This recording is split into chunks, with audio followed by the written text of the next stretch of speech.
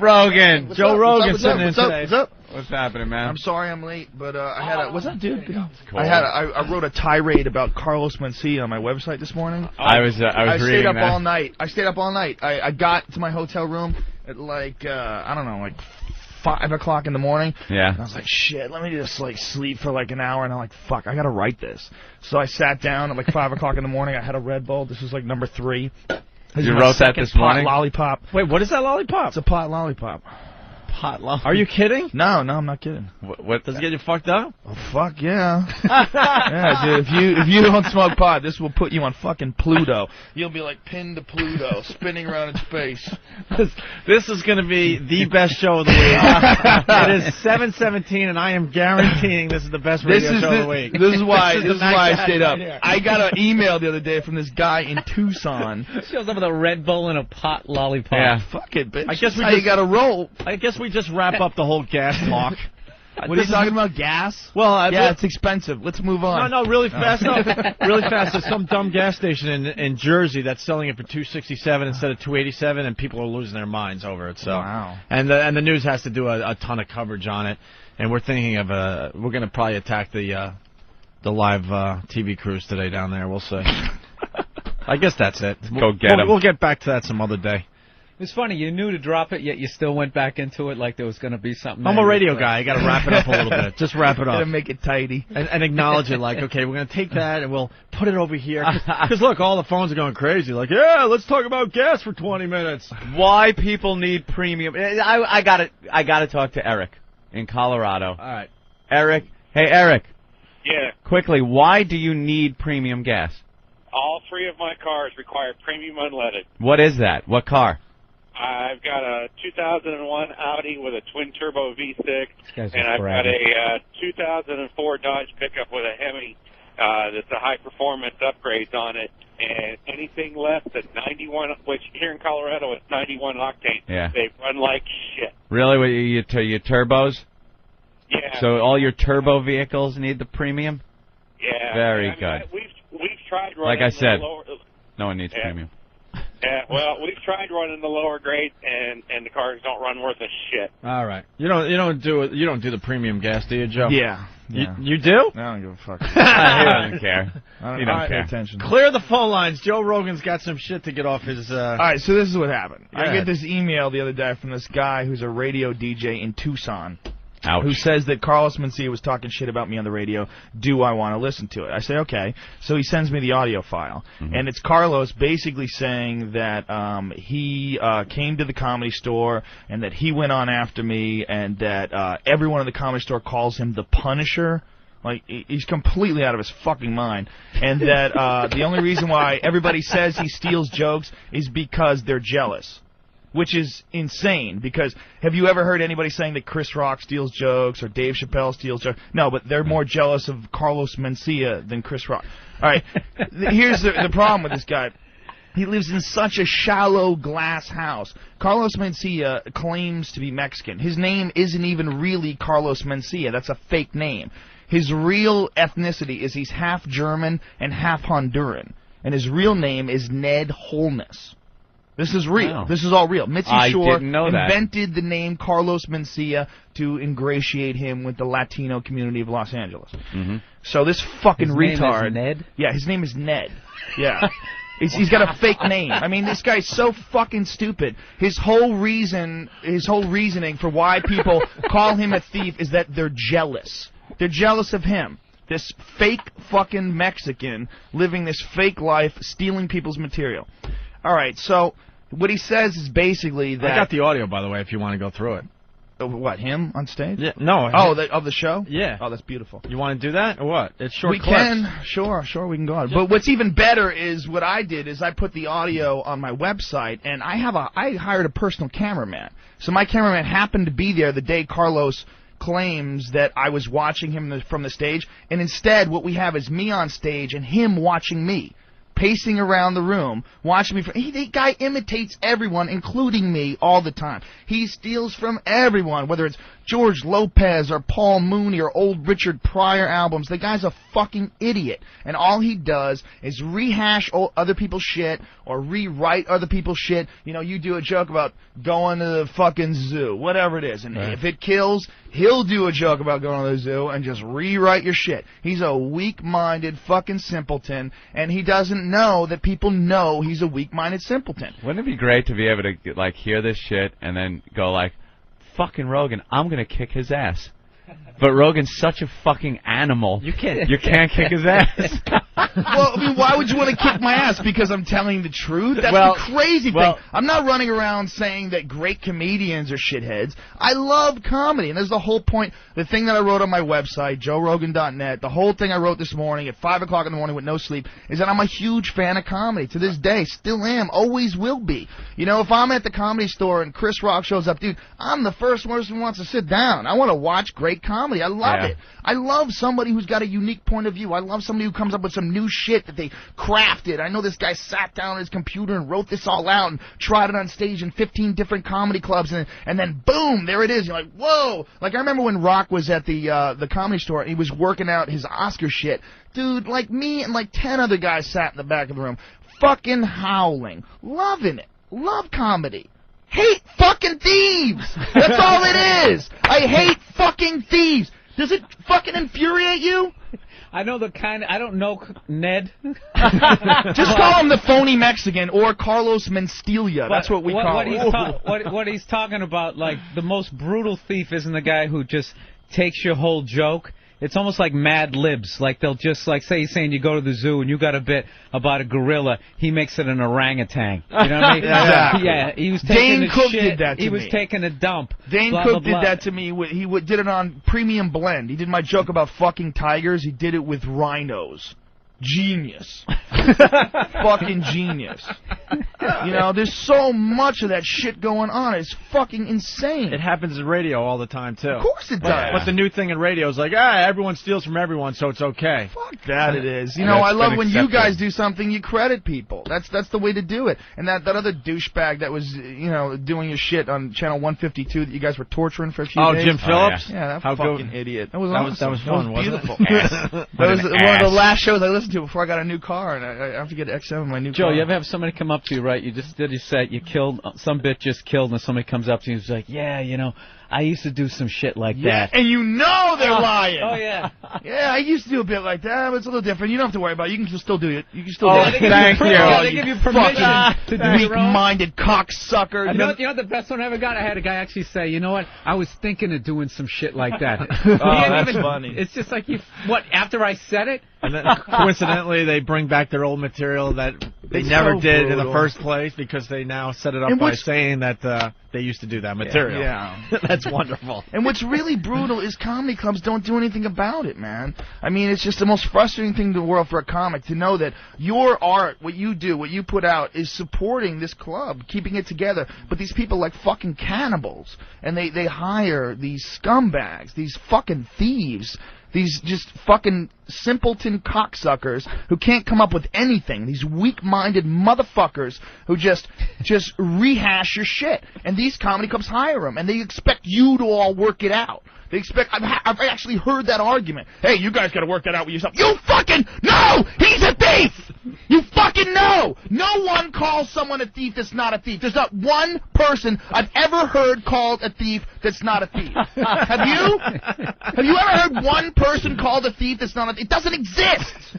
There's thieves and there's regular comedians, but those thieves, they fucking make it through. They sneak through the net somehow or another because the comics don't do anything about it, because the club owners don't do anything about it. These motherfuckers, they swim upstream and they make it. Yeah. And they have millions of dollars and they're driving fucking fancy cars and everybody goes, well, you're just fucking jealous.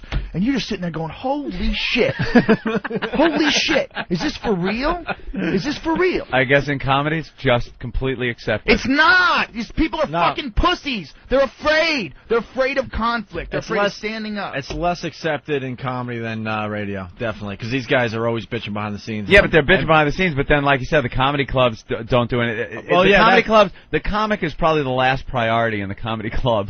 Like, it's just get someone in there that's going to make these people fucking pay. Right. And that's pretty much their priority. Oh yeah, They don't care about the comics or the fucking, like, they're supposed to be some kind of ethics or some kind of, you guys are supposed to work things out. Yeah, we're supposed How many asses are in the seats? How many asses are you putting in those seats? That's it. How many asses are in the seats? Well, let's play this audio, because now everyone is very interested in what Carlos Mencia had to say. And you can go to my website. Show. It's all up, along with the video that my cameraman got of Carlos watching me in the back of the room, all that shit. And if you ask nicely, he'll tell you how to get the pot lollipops. You got to get a prescription. A prescription? Yeah, I have a prescription for medical marijuana. Are you shitting me? They are prescription lollipops. I went to a doctor. I said I have headaches. He said, when do you have headaches? I said, whenever I think about the fact that pot's illegal.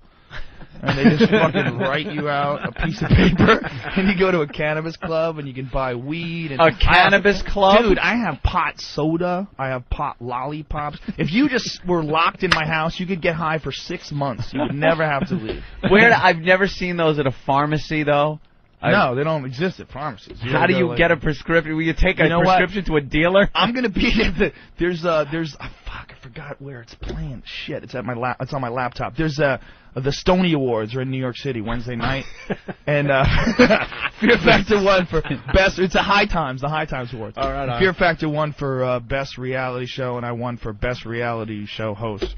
And so go there, wherever the fuck it is, and people show you how to do it. I wasn't able to watch Fear Factor for the longest time because I can't fucking stomach the people eating shit. But for some reason now, I've broken through. I don't know what happened. There was like nothing on. I'm flipping around. I see Rogan. I'm like, all right. And it wasn't an eating thing. It was like they're fucking dangling from a chopper waiting for their leg to fall off or something. And Rogan's laughing at them. And I'm watching, and I kind of get into it. I get caught up. And they get to a fucking maggot-eating portion, and now I'm involved in these people in the competition, so I can't just tune away. Because now I saw who won the fucking dangling from the helicopter thing. Yeah. And now I've broken through, and I can watch this. And Joe is just as disgusted as I am watching this shit. I don't know if he is, though. He is so disgusted. I've seen him skeeve out at this shit. He's a good actor. I don't act. It's not the eating stuff so definitely disturbs him. Yeah. It smells so bad, and it's all real. They're all just really gagging at this shit. They have mouthfuls of maggots. They're eating horse assholes. Yeah, and I'm like, you can do it. Hang in there. Shove it in your mouth. Come on, you're almost there. And they're eating horse assholes. Big round meat donuts of horse ass. You gotta eat. And you're not lying. You're not lying. 8 more. You can 20 seconds. Come on. Yeah. They're gagging. And I can't even believe it's Holy a fucking shit. job. I know. I show up for work every day going, really? Really? They haven't caught on to this yet. All right, one more. Are you amazed how long the show's been on now? I thought it was going to be canceled immediately. It seemed like it would be like maybe an eight-week run or something like that. Yeah, it's been on for years now. 6 seasons. And I thought when 6 seasons. 6 seasons. This is season 6 we're working on. I thought when they brought the fucking kids on, and I swear to you that it was a joke. I thought I had switched, maybe Mad TV or something, and I thought it was a joke because I said, there is no way they are going to allow children to dangle from helicopters, to fucking fall in the ocean, to eat fucking maggots or something. And there they are, actual little children. With Rogan, just the cheerleader there. Come on, kids. We're going to run you through a combine and then have you spit out the other side. The crazy thing is it's a huge show with kids. Yeah. It's a really big show with families because there's no nudity and there's no violence, which is rare on television. So the whole family can sit around and watch everybody gag on animal I saw pigs. one where these little kids had to jump. They're being towed by these boats. There's 3 of these little round rafts, and they had to jump from one to the other and give the father a flag, and then the father had to jump back and put the flag back again. Well, this one kid does a perfect job. He's hanging on to the edge. The father gets the flag. He hits the kid and knocks him clean off the fucking raft so he can win. So he can just threw his kid into the water. The boat's doing like 40. He didn't care. Kid's gone. I'm howling. I'm howling. How is this even allowed? You and me both. Oh, it's me amazing. sitting on the dock going, whoa. For real? And then It's a the real chicks, job. they get on there. Yeah, are you banging those chicks? Way too many problems with that. You know, Yeah, I would gather that would be the wrong thing to do. Paula Abdul. It's not a good. Yeah, I would guess that would be a bad thing move. to do. Bad You move. can look, though. You can gawk. Yeah, you and can they don't have enough shots to cut away from you not gawking sometimes. Gawk openly. Fuck it. Everybody knows I'm a pervert. Good. Film me. You're going to a reaction shot of some guy just going by in a boat because they don't have any footage of him not looking at her tits. Someone wants to know shit, if you ever threw up there. Yeah, I threw up once at home. Actually, I never thrown up on the set. One time during the first season, there was this chick who was drinking a mouthful of worms. She was a glass full of worms, and she got them in her mouth, and she tried to swallow, and she.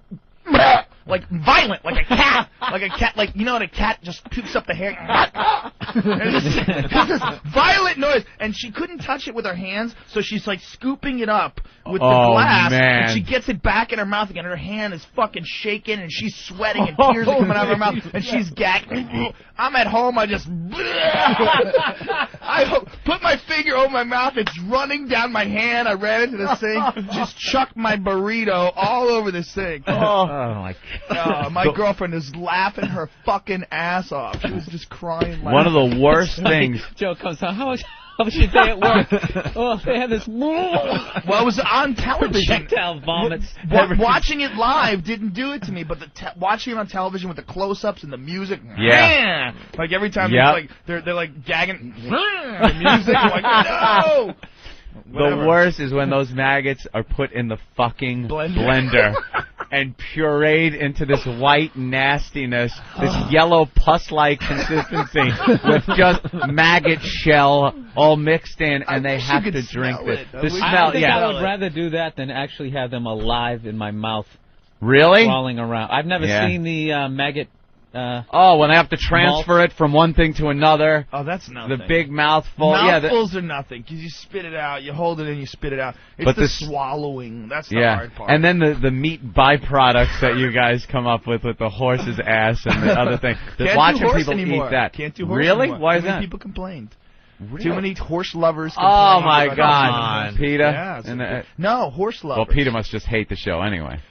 You know what was really funny, very ironic, was Wendy's was a big complainer. They complained and they suggested that we never do that again. Meanwhile, they kill like a fucking 100 million cows a year. Yeah, exactly. Isn't that insane? Like don't the kill horse. those horses. Don't do what? Oh, don't kill kill horses. Oh.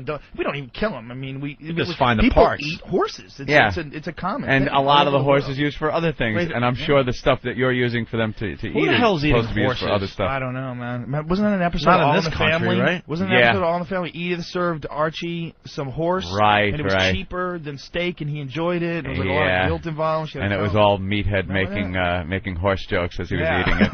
Yeah. Yeah, sure. All right, should we play the audio? Sure. Let's expose No, this motherfucker. Well, I want to hear what this is all about. Carl Smithy on the Frank Show in Arizona there. So what were you going to ask me that you got interested in? We were talking about your website, and you said there's like hate mail and stuff on there. Oh, I get great hate mail. What? What's it about? In regards to what? Great hate mail. Well, I got a flood recently because somebody went on Joe Rogan's website and asked him about me, and then he said that the Force was weak with me, basically saying that I'm not, all that. What does that mean? The Force. The Star Wars. Yeah. The Force is weak with him. What is he trying to say? Whatever, that I suck. And so then he put a link to my website, so a bunch of his fans came on the website and just put a bunch of hate mail on there. And I had to school him because I've been doing comedy longer than him. Right, yeah. You know what I mean? Yeah. If anybody took anybody's style, it wouldn't be him. It would be him, me. Right. Because I was the one with HBO specials in 1994. Right. Nobody knew who Joe Rogan was in 94. I didn't know who he was. Yeah, and Loco Slam in 93. Nobody knew who he was. And Comedy Compadres in 92. By the way, pause it real quick. Pause Real quick.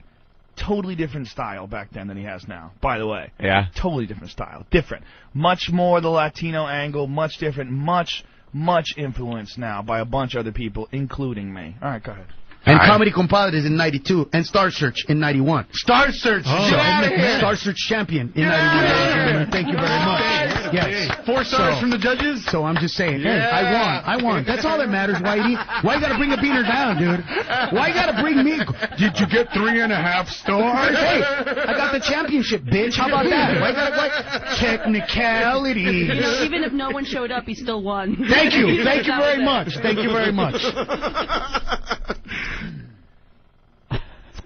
That's the first clip. That's the first clip. Comment? Okay, well, you know, whatever. That's you won Star Search. Holy shit, didn't Sinbad win Star Search too? Does that really fucking mean anything? You know, here's the point. He's trying to justify what everybody knows. That he's a thief and that he's a hack, and, you know, he's upset at me. I didn't put the link on his site. A bunch of people found his show to be very derivative, and they were on my message board, and they were talking about how much he sounds like me. And they asked me about him. I didn't want to deal with it. You know, what do you think about Carlos? Blah, blah. I just wrote, the force is weak with him. I'm being fucking nice. That's all I was doing. I was being nice. By saying the force is weak with him, that is nice compared to what this guy really is. He's a fucking thief. That's all it is. All right, so I'm just trying to avoid some bullshit. I don't want to deal with it, man. You know, whatever. I'm in the middle of 50,000 fucking things. I write that. I type that out. What's that? And then apparently that was it. Well, I fucking heard enough. So he goes on this show. This guy's living in the thinnest walled glass house in the history of the fucking comedy world. Ever. I mean, this guy's got a fake fucking name, a fake ethnicity, and he's a joke thief.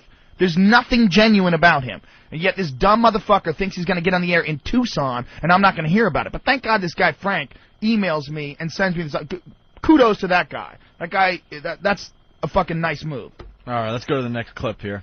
So, no, but I'm tired of it, dude, because I've been nice to that guy all the time. Yeah. And that dude, you know, what happens is we go to the Comedy Store, right, where I haven't been in years. Right. And everybody walks around saying Joe Rogan is the man. Right. Right? But they're saying that because they haven't seen me. Right. So then I go in there and I show them what can be done, and they walk around and go, oh, my God, everything I heard about Carlos is right. That guy is sick. Nope. I mean, I'll walk into the Comedy Store, dude, after legends walk in there. Right. At like 1 o'clock in the morning in front of 12 drunk people. Sure. And I'll get a standing ovation. Right. Because I love that place. I mean, it just, dude, it's just, oh. Yeah. And then all the comics walk. That's where I got the nickname The Punisher. Right. I got the nickname The Punisher because who was in there? Oh, yeah. Let me make this up real quick. Oh, yeah. First of all, nobody calls that guy the Punisher. They call him the phony Mexican, or they call him Carlos Mencia. That's all anybody calls him. If you go to the Comedy Store, that's what you hear. Oh, dude, the phony Mexican's here. Or Carlos Mencia is here. And what happens, everybody gets nervous because Carlos sits in the back of the room with a fucking tape recorder and watches people's sets. I had never heard of the Punisher. Oh, yeah. Chris Rock was on stage. All right. And I was with some buddies, and they were like, man, Chris Rock is unbelievable. They're all like creaming their pants over Chris Rock. Yeah. And I went, he's great. He's awesome. And I disappeared. And I told the guys, I want to go on after Chris. So I went on after Chris, and I just destroyed the room. Yeah. And then from that point on, all the comics are like, that's the guy. That's the guy, man. He's the one. The Punisher right there. That is so fucking insane. If you knew the atmosphere of the Comedy Store and how much that guy is loathed, this would be hysterical. When he shows up, everybody goes, ooh. That's what everybody goes, this motherfucker. And a few guys, like, they'll open for him on the road every now and then. It's like, hey, Carlos, what's up? You know, they just want that $120 check every now and then. You know, he's thinking how much Raymond Pride fucking noodles they can buy with it. That's it. There's the only people that talk to him. Oh, man. Oh, I get he steals other comics' material. That we've heard a lot. Yes. Put these rumors to rest. Well, we get comics that come in here and have made those comments before. But they make them because they can't explain why I'm funnier than them. Right. So whoever said that? But is that part of Joe Rogan's shtick with you, though? That because didn't Joe out Dennis Leary on Howard Stern and all that? Hold on, real quick. I think that. First of all, I outed Dennis Leary in Playboy magazine, and then I didn't even bring it up. We talked about that. Someone called it up when I was on Howard. Yeah. Someone called in, and they brought it up, and I said, okay, here's what happened. And I always tell everybody that I was a Dennis Leary fan. When I first started out doing comedy in Boston, I remember the first time I saw Leary, I was like, holy shit, this guy's fucking awesome. This guy's really funny. And then I saw Hicks, and I was like, okay, what the fuck's going on? These guys are doing the same shit. And then I talked to all the comics in Boston, all the old school comics, and they all said Leary's a thief. And I was like, whoa. I was like, well, why are they hiring him? Well, that's just the way it goes. I was like, holy shit. Holy shit. And you know what? No one ever wanted to listen to someone who nobody knew who the guy was. You know, when I was on news radio, and if I was running around yelling Dennis Leary's a thief, everybody was like, fuck you, who the fuck are you? You know, and then finally, you know, like, people knew who I was, and they asked me when I did this Playboy magazine interview, you know, what do you hate about comedy? What bothers me? I'll tell you what I hate. I hate fucking joke thieves. Do you want to name joke thieves? I said, fuck it, yeah. These are the people that steal. And I started going off about Dennis Leary, about how much it bothered me, and how much it freaked me out that this guy could just take somebody's ideas and rework them and make a career out of it. It's fucking crazy. Dennis Leary's first album was so similar to the Bill Hicks stuff. It was same scary. material. It was scary. But then you look at Locked and Loaded, the last one that he did after Bill died, and it's a fucking steaming pile of shit. It's awful because that's Dennis's real thoughts. That's his real creative material. That's his real shit. Leary on Howard Stern and all that. I think that's what happened. See, those guys want to put me down because they got nothing. They got nothing on me. Yeah. They got nothing on me. So then they just throw that out there. Here's how I could prove it to you. I mean, to anybody. I don't have the time to steal other people's material if I wanted to. What the fuck does that mean? What the fuck does I don't have the time to steal material, but what, you have the time to write material, you fucking asshole? What does that even mean? I don't have the time to steal material. That is the most insane defense I've ever heard in my life. I don't have the time to steal material. Whoa! Whoa! But yet you're sitting in the back of the fucking room every time I'm on stage watching me. My whole fucking set. And I got it on videotape, you cocksucker! And it's on JoeRogan.net, and anybody can watch. Anybody can watch you watching me. And me watching you bomb for about 30 seconds and leaving the room. Get that up there. I want to see this now. You can watch it. My cameraman made a whole video. Because keep playing. I'll explain the whole thing. Buddy, I don't have the time to steal other people's material if I wanted to. Right. Let's just theoretically say that I wanted to steal other people's material. The past 10 years, I've been doing the road 50 weeks a year. Right. 50 weeks a year. So you don't have time. I couldn't be in two places at the same time if I wanted to steal your act. I couldn't. So why guys pause like that for a Joe? second. I did a one-man show in Aspen, and this is when I hated this motherfucker, and we had words at the Comedy Store, and he knew I hated him, and yet he came in. While I was standing there waiting to go on stage in Aspen at the Comedy Festival, he came into the room and sat down and watched my entire fucking set. He knew I hated him. He knew that he hated me, and yet he came there and he watched, like he does with everybody. He sits and he watches, and he just cherry picks. Just cherry picks ideas. How can I rework that? How can I fit that into my Beaner material? How can I fit that into this? That's what he does. I wanted to steal your act.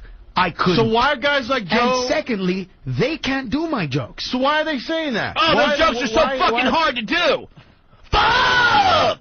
Black people, fuck! White people, fuck! What's up, white people? Come on, take a joke! Fuck! Those jokes are so fucking hard to do. You fucking craftsman! You goddamn fucking genius! Would you compare white people to Mexicans? That is insane! How do you do that? How do you rework Paul Mooney's material, take out the word nigger, and put in Mexican? That is fucking genius! Where do you come up with these thoughts? Are you taking DMT? Are you lying in an isolation tank? Are you tripping on mushrooms? Where are you getting this creative burst of fucking genius? Please, tell us, oh Punisher. Please. Tell us. Hey, you fucked up, asshole. You talked about me on the radio. You gave me... It's open season on phony Mexicans, you fucking piece of shit. Sorry, carry on. That's the pot lollipop talking. How many more Red Bulls are you going to have this morning? That's all I need to know. I need one, dude. That lollipop's filled with some hate. other shit, too. Yeah. The hatred. The lollipop's almost gone. You know what? This is 10 Red years Bull. of this kind of hate, man. Right. I've watched this guy for 10 years do this shit. 10 years steal from everybody, man. So why are they saying that? Why are they making these Because comments? that's the only way they feel better about themselves. That's the only way they can explain why I do better than them. Why aren't they saying it about other comics, though? Why you? Because those other comics aren't that funny. Oh, Chris Rock. No, that guy's not that funny. That Dave Chappelle guy, that guy fucking sucks. Dave Attell, what the fuck is that guy funny? Come on, Jim Norton. Who the fuck says that guy's funny? Bill, comment? I mean, step up. I live out here, man. I've never seen the dude. It's that East Coast, West Coast thing, dude. Right? No, it's one of those things. Everything he's saying, I've heard time and time again. But you know, I heard the same shit. Robin Williams, they always say that shit about him, but it's like I never seen it. You know what the real problem is? Yeah, they say Robin Williams is a huge thief. I'm sure he is. Everybody that I know that have ever seen him back in the day said he was a thief. Steve Pearl, who's a guy who was at the Comedy Store all the time, said Robin stole a bunch of his shit and had to give him checks for it. But you know what? None of Robin's peers ever stepped up. None of Robin's, you know, none of those guys that were like big comics back then ever got on the radio and say, this guy's a piece of shit. You know, no one ever published an article in a magazine. Nobody ever stepped up or wrote a book about it. Nobody ever put an article on their webpage. Nobody ever stopped it. Nobody who had the power to stop it ever stood up because they don't want to distract from their own career. They don't want to, you know, focus on, you know, the possibility they might be jealous of this person. They want to just, you know, do their own shit and just try to hope he doesn't steal from them. You know, like Jay Leno said, oh, just write faster than they can fucking steal. Write faster. How about kill them and bury them in the fucking woods? Write faster than they can steal? I'm 5 minutes away from impossible. Doing the rest of the show as loud as him. I'm sorry. Fucking Joe Rogan! Dude, no, I'm loving the energy. Come on, let's go! So fucking mad. Because it's happened to me a bunch of times, and you write something, and Bill, you can back me up on this. You know what it's like. You get a bit, and you.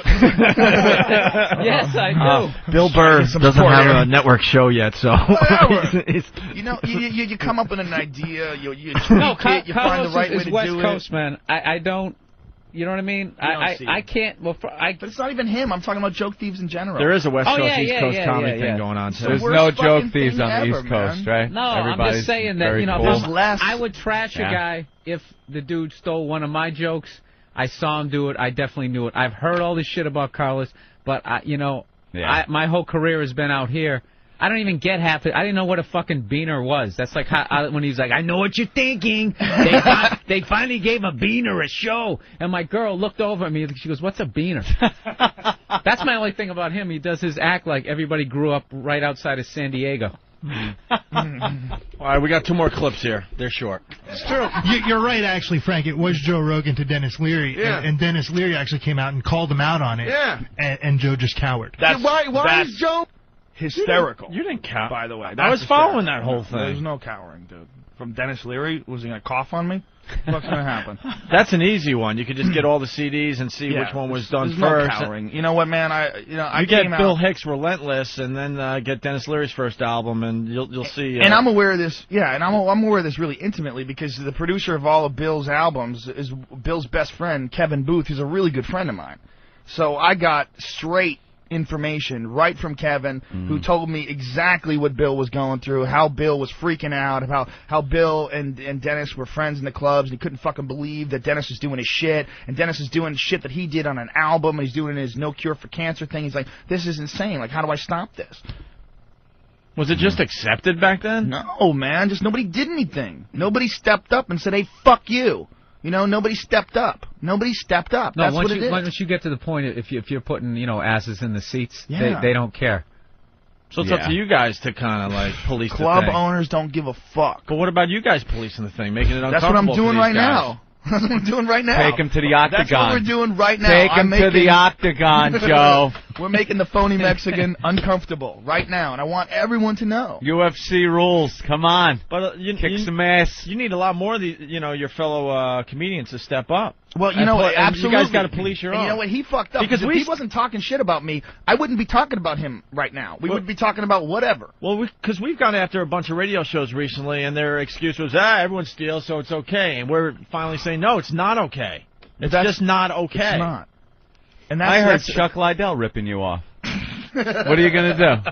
I'm going to hide. Cover my body and curl up in the fetal position, hoping he gets tired of punching me. Animal. But if Gilbert Godfrey ripped you off, that would be no problem, right? That would be a different story. Clearly. Joe's a tough motherfucker, man.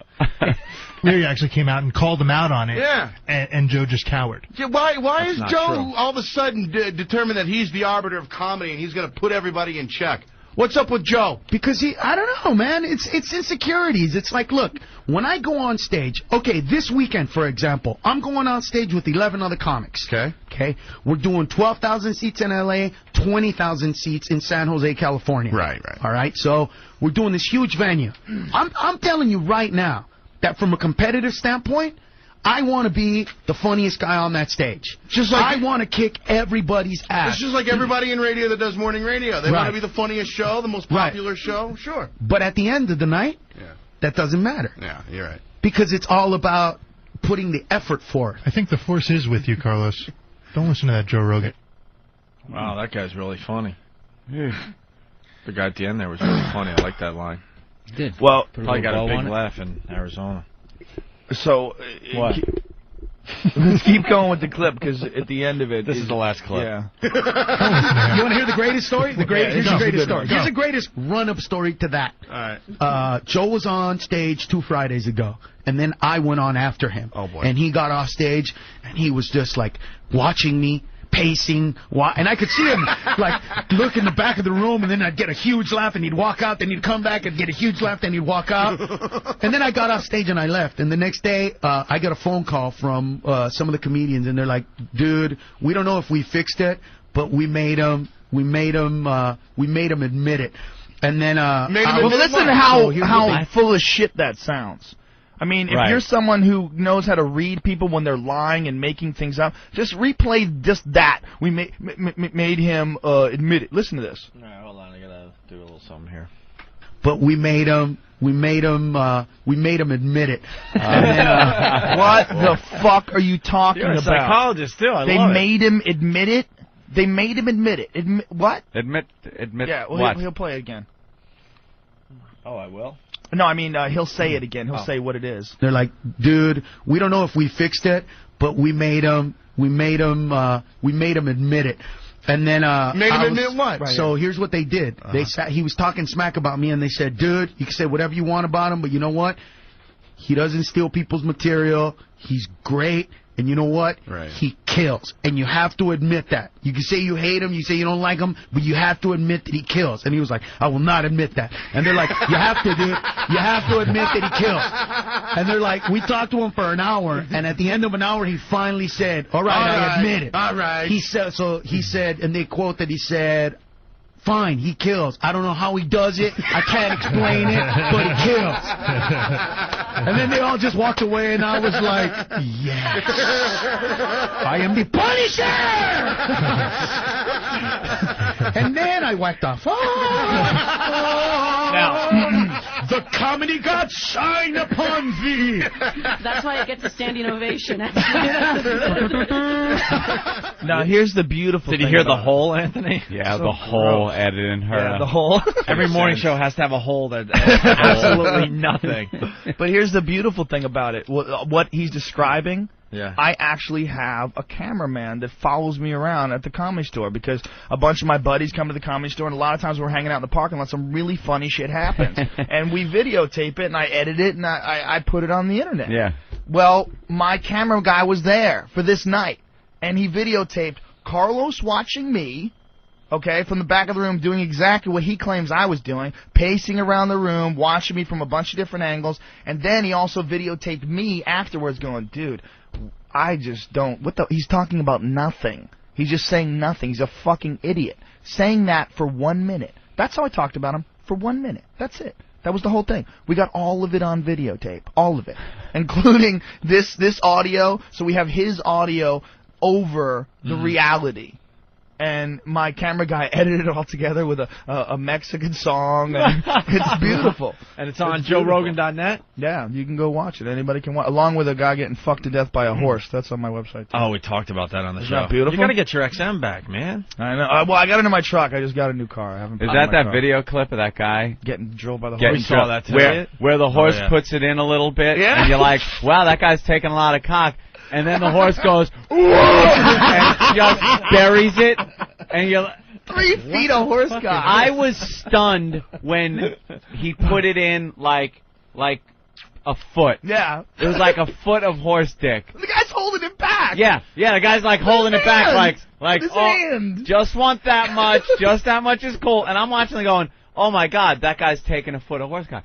And then the horse just gets so excited that he goes, ugh, and just drives balls 3.5 feet of horse dick in Oh this my guy. God. Yeah. And that's it. It's over. What's the guy? It's over. Oh. Guy just hemorrhaged. Backing up. That's it. It's a horse fuck snuff film. It is. Yeah. It is. It's a horse fuck snuff film. It is. We weren't brave enough to throw that video up on our sites for some reason. We're pussies. Fuck it. I threw that right up there. JoeRogan.net. Rogan put Because it a lot of right our up there. fans were looking for the video after You we can get talked it. about it. I got to go back slightly. I met Joe Rogan when we were off the air, and I got just from a personal experience, the guy fucking kills on stage. Oh, yeah. And all his shit. I've seen a lot of comedy, man. A lot of comedy, and his shit is so fucking original, it's not even funny. I was blown away. I had no idea that you did comedy, first of all, and I had no idea you were that good at it. And then I met him after he got off stage because, you know, he stood up for us after we got fucked royally by Infinity Broadcasting. Yeah. He wrote a whole thing on his website about us. He didn't even know us back then. So I just walked up just to thank him for that, and we kind of hit it off. At that Yeah, point. very cool. Yeah, but just fucking kill. Are you doing comedy in New York while you're here? No, we're doing this new Fear Factor thing, Fear Factor Home Invasion, where we're showing up at people's houses, making them do Fear Factor shit in their front lawn. Eat this! Yeah, we were in Queens last night. I didn't even sign up for this shit. No, Get out of my house, Joe Rogan. Wait, they sign up for it in advance. They don't. Oh, they do. Yeah, they I sign just up want for it. Joe Oh, breaking fuck into that. people's houses and making them do shit, or he'll kick their ass. See, that's the angle. You just show up unexpected. Some old grandma from Queens. Why are you Make touching her me? eat some shit, man. Stop it! Why? I won't eat the horse They ass. take away her walker. You could probably Come on, do that. sprint to the mailbox. Stop breaking your hip. All of a sudden, you make her bungee jump from a helicopter. Holding a welfare check in front of her. Come on. At this point, they're just trying to come up with something fresh to keep it alive. Yeah. You know, everybody's just thinking about their mortgage. Like, Right on, man. We're That's- gonna keep that You- fucking thing moving. There are a couple of things that I watch on there that are just amazing. Your fucking helicopter pilots. Are they all just these Vietnam weirdos? Because I've never seen helicopters flown in civilian life like It's that so in my life. scary. There should be rockets being shot at huts out of these fucking things. They're right off the water. They're right off the fucking water. They're turning at like 80 degrees. Rotors are just like skimming in the drink. They're just like stunt guys. What's really scary is sometimes they have two. Yeah. And the blades are like, Yeah. like Right next to each how other. do you know? Yeah, how do you know? Amazing. Who goes up and who goes Oh, down? it's so Amazing. scary. I'd love to But see they that do. pitch meeting, though, in They're like phenomenal. the 6th season. All right, maggots. We did that. Horse's ass. Did that. I got Fuck. the ass. Blood. The blood's Octopus great. twat. No, we did that. You got like nothing left. Octopus twat. Yeah, are you guys running out of shit to eat or what? Yeah, I guess. I don't know. I have zero to do with it. I just show up and go, oh, what I gotta do? What is this they're eating Homeless- today? Usually I show up Homeless so toes. fucking high that I can't even read the script. Usually I show up so high that I get confused at the word. I like look at the words and I go, wow, isn't it weird that like we all agree that an H is a huh sound? And I start freaking out. And then I have to like drink like 5 Red Bulls to fucking level myself off. But that's the only way I can do the show now. I have to be baked. If I'm not baked, I just can't deal with it. It's just a monotony. And I'm number one. Are you baked on camera ever? Always. Almost always. If you watch that show, I am high as giraffe pussy like 90% of the time. It's just not fun if I'm not high. If I'm high, it's great. It's a lot of fun. If I'm not high, I just plow through, get the check. All right, let's go to George. George in Tennessee. George, what's up? Wow. Hey. Hey, man. We're hanging with Joe Rogan today. What do you got? Oh yeah. I'm only 18, but I mean I've watched guys like Jerry Seinfeld and Bill Cosby, and it's like fucking crazy just to see Larry the Cable Guy go out there and sell millions of records or whatever in fucking 5 minutes, stealing everybody else's shit. He does other people's shit? I've never heard that before. Have you ever heard that before about Larry the Cable Guy? I'm an East Coast comic. Oh, Jesus. You guys Okay. are bringing up dudes like, you know. Have you guys have ever you heard of that? George the vacuum guy? Huh? I've heard this Beaner guy? No, I haven't heard of these fucking guys. I'm sorry. To be fair, I mean, we had Larry the Cable Guy on. He killed for us, and I didn't recognize any of that I material. saw so. Larry live in Montreal. That was the only time I saw him. It was like 6 or 7 years ago or something like that. And I saw original material, and I thought he was pretty funny, and he's a really nice guy. Yeah, I don't mean, know those fucking Southern guys? I like Ron what White, did you? He's gone. He's gone. Let's say hi to Steve in Philly. Go ahead, Steve. Yeah, hey, I have a good question for Joe. Okay.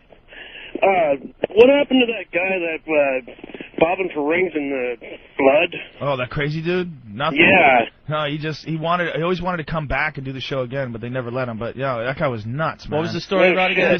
We had this stunt where this guy was the last guy, okay, and this guy was really he was like one of those Tony Robbins dudes who was all positive thinking, and he was talking about I have my goals, and I write my goals down. Okay. And this guy was talking to himself in the side view mirror of a truck. I'll never forget this because I remember sitting there watching this guy talk to himself in the side view mirror. You are a winner. You can do this. And I'm sitting there watching. And I go, whoa, this guy's not that stable. And then I started thinking about it, and I was thinking to myself, I'm like, who's monitoring this? Who's making sure that these guys are okay? And so then we're doing the stunt, and this guy goes to do the stunt, and he panics. He gets his head in the blood, and he starts yelling, ah! He starts freaking out, and he's running out of time, and he's not doing the stunt. He starts hitting the fucking blood and screaming. Yeah, and blood's going all over the place. And I'm looking around, I'm going, okay, no one's here to protect me. This motherfucker comes out, and he's a big guy. He's like a big football player. He's like, 220 pounds, big yoked up dude, and I'm like, oh shit. What am I going to do if this guy just freaks out and comes after me? Because that's a very real possibility. It's like doing the third show with Dangerfields. Just no fucking Or prom security. shows. You ever do the prom shows? Oh, yeah. Oh, 5 shows in a night, 6 shows in a night? Yeah. You would probably know the... You got a 410 spot. Oh, yeah. Yeah, those are the best. You would probably know the Chuck Liddell story about something happened in a bar. Some guy punched him.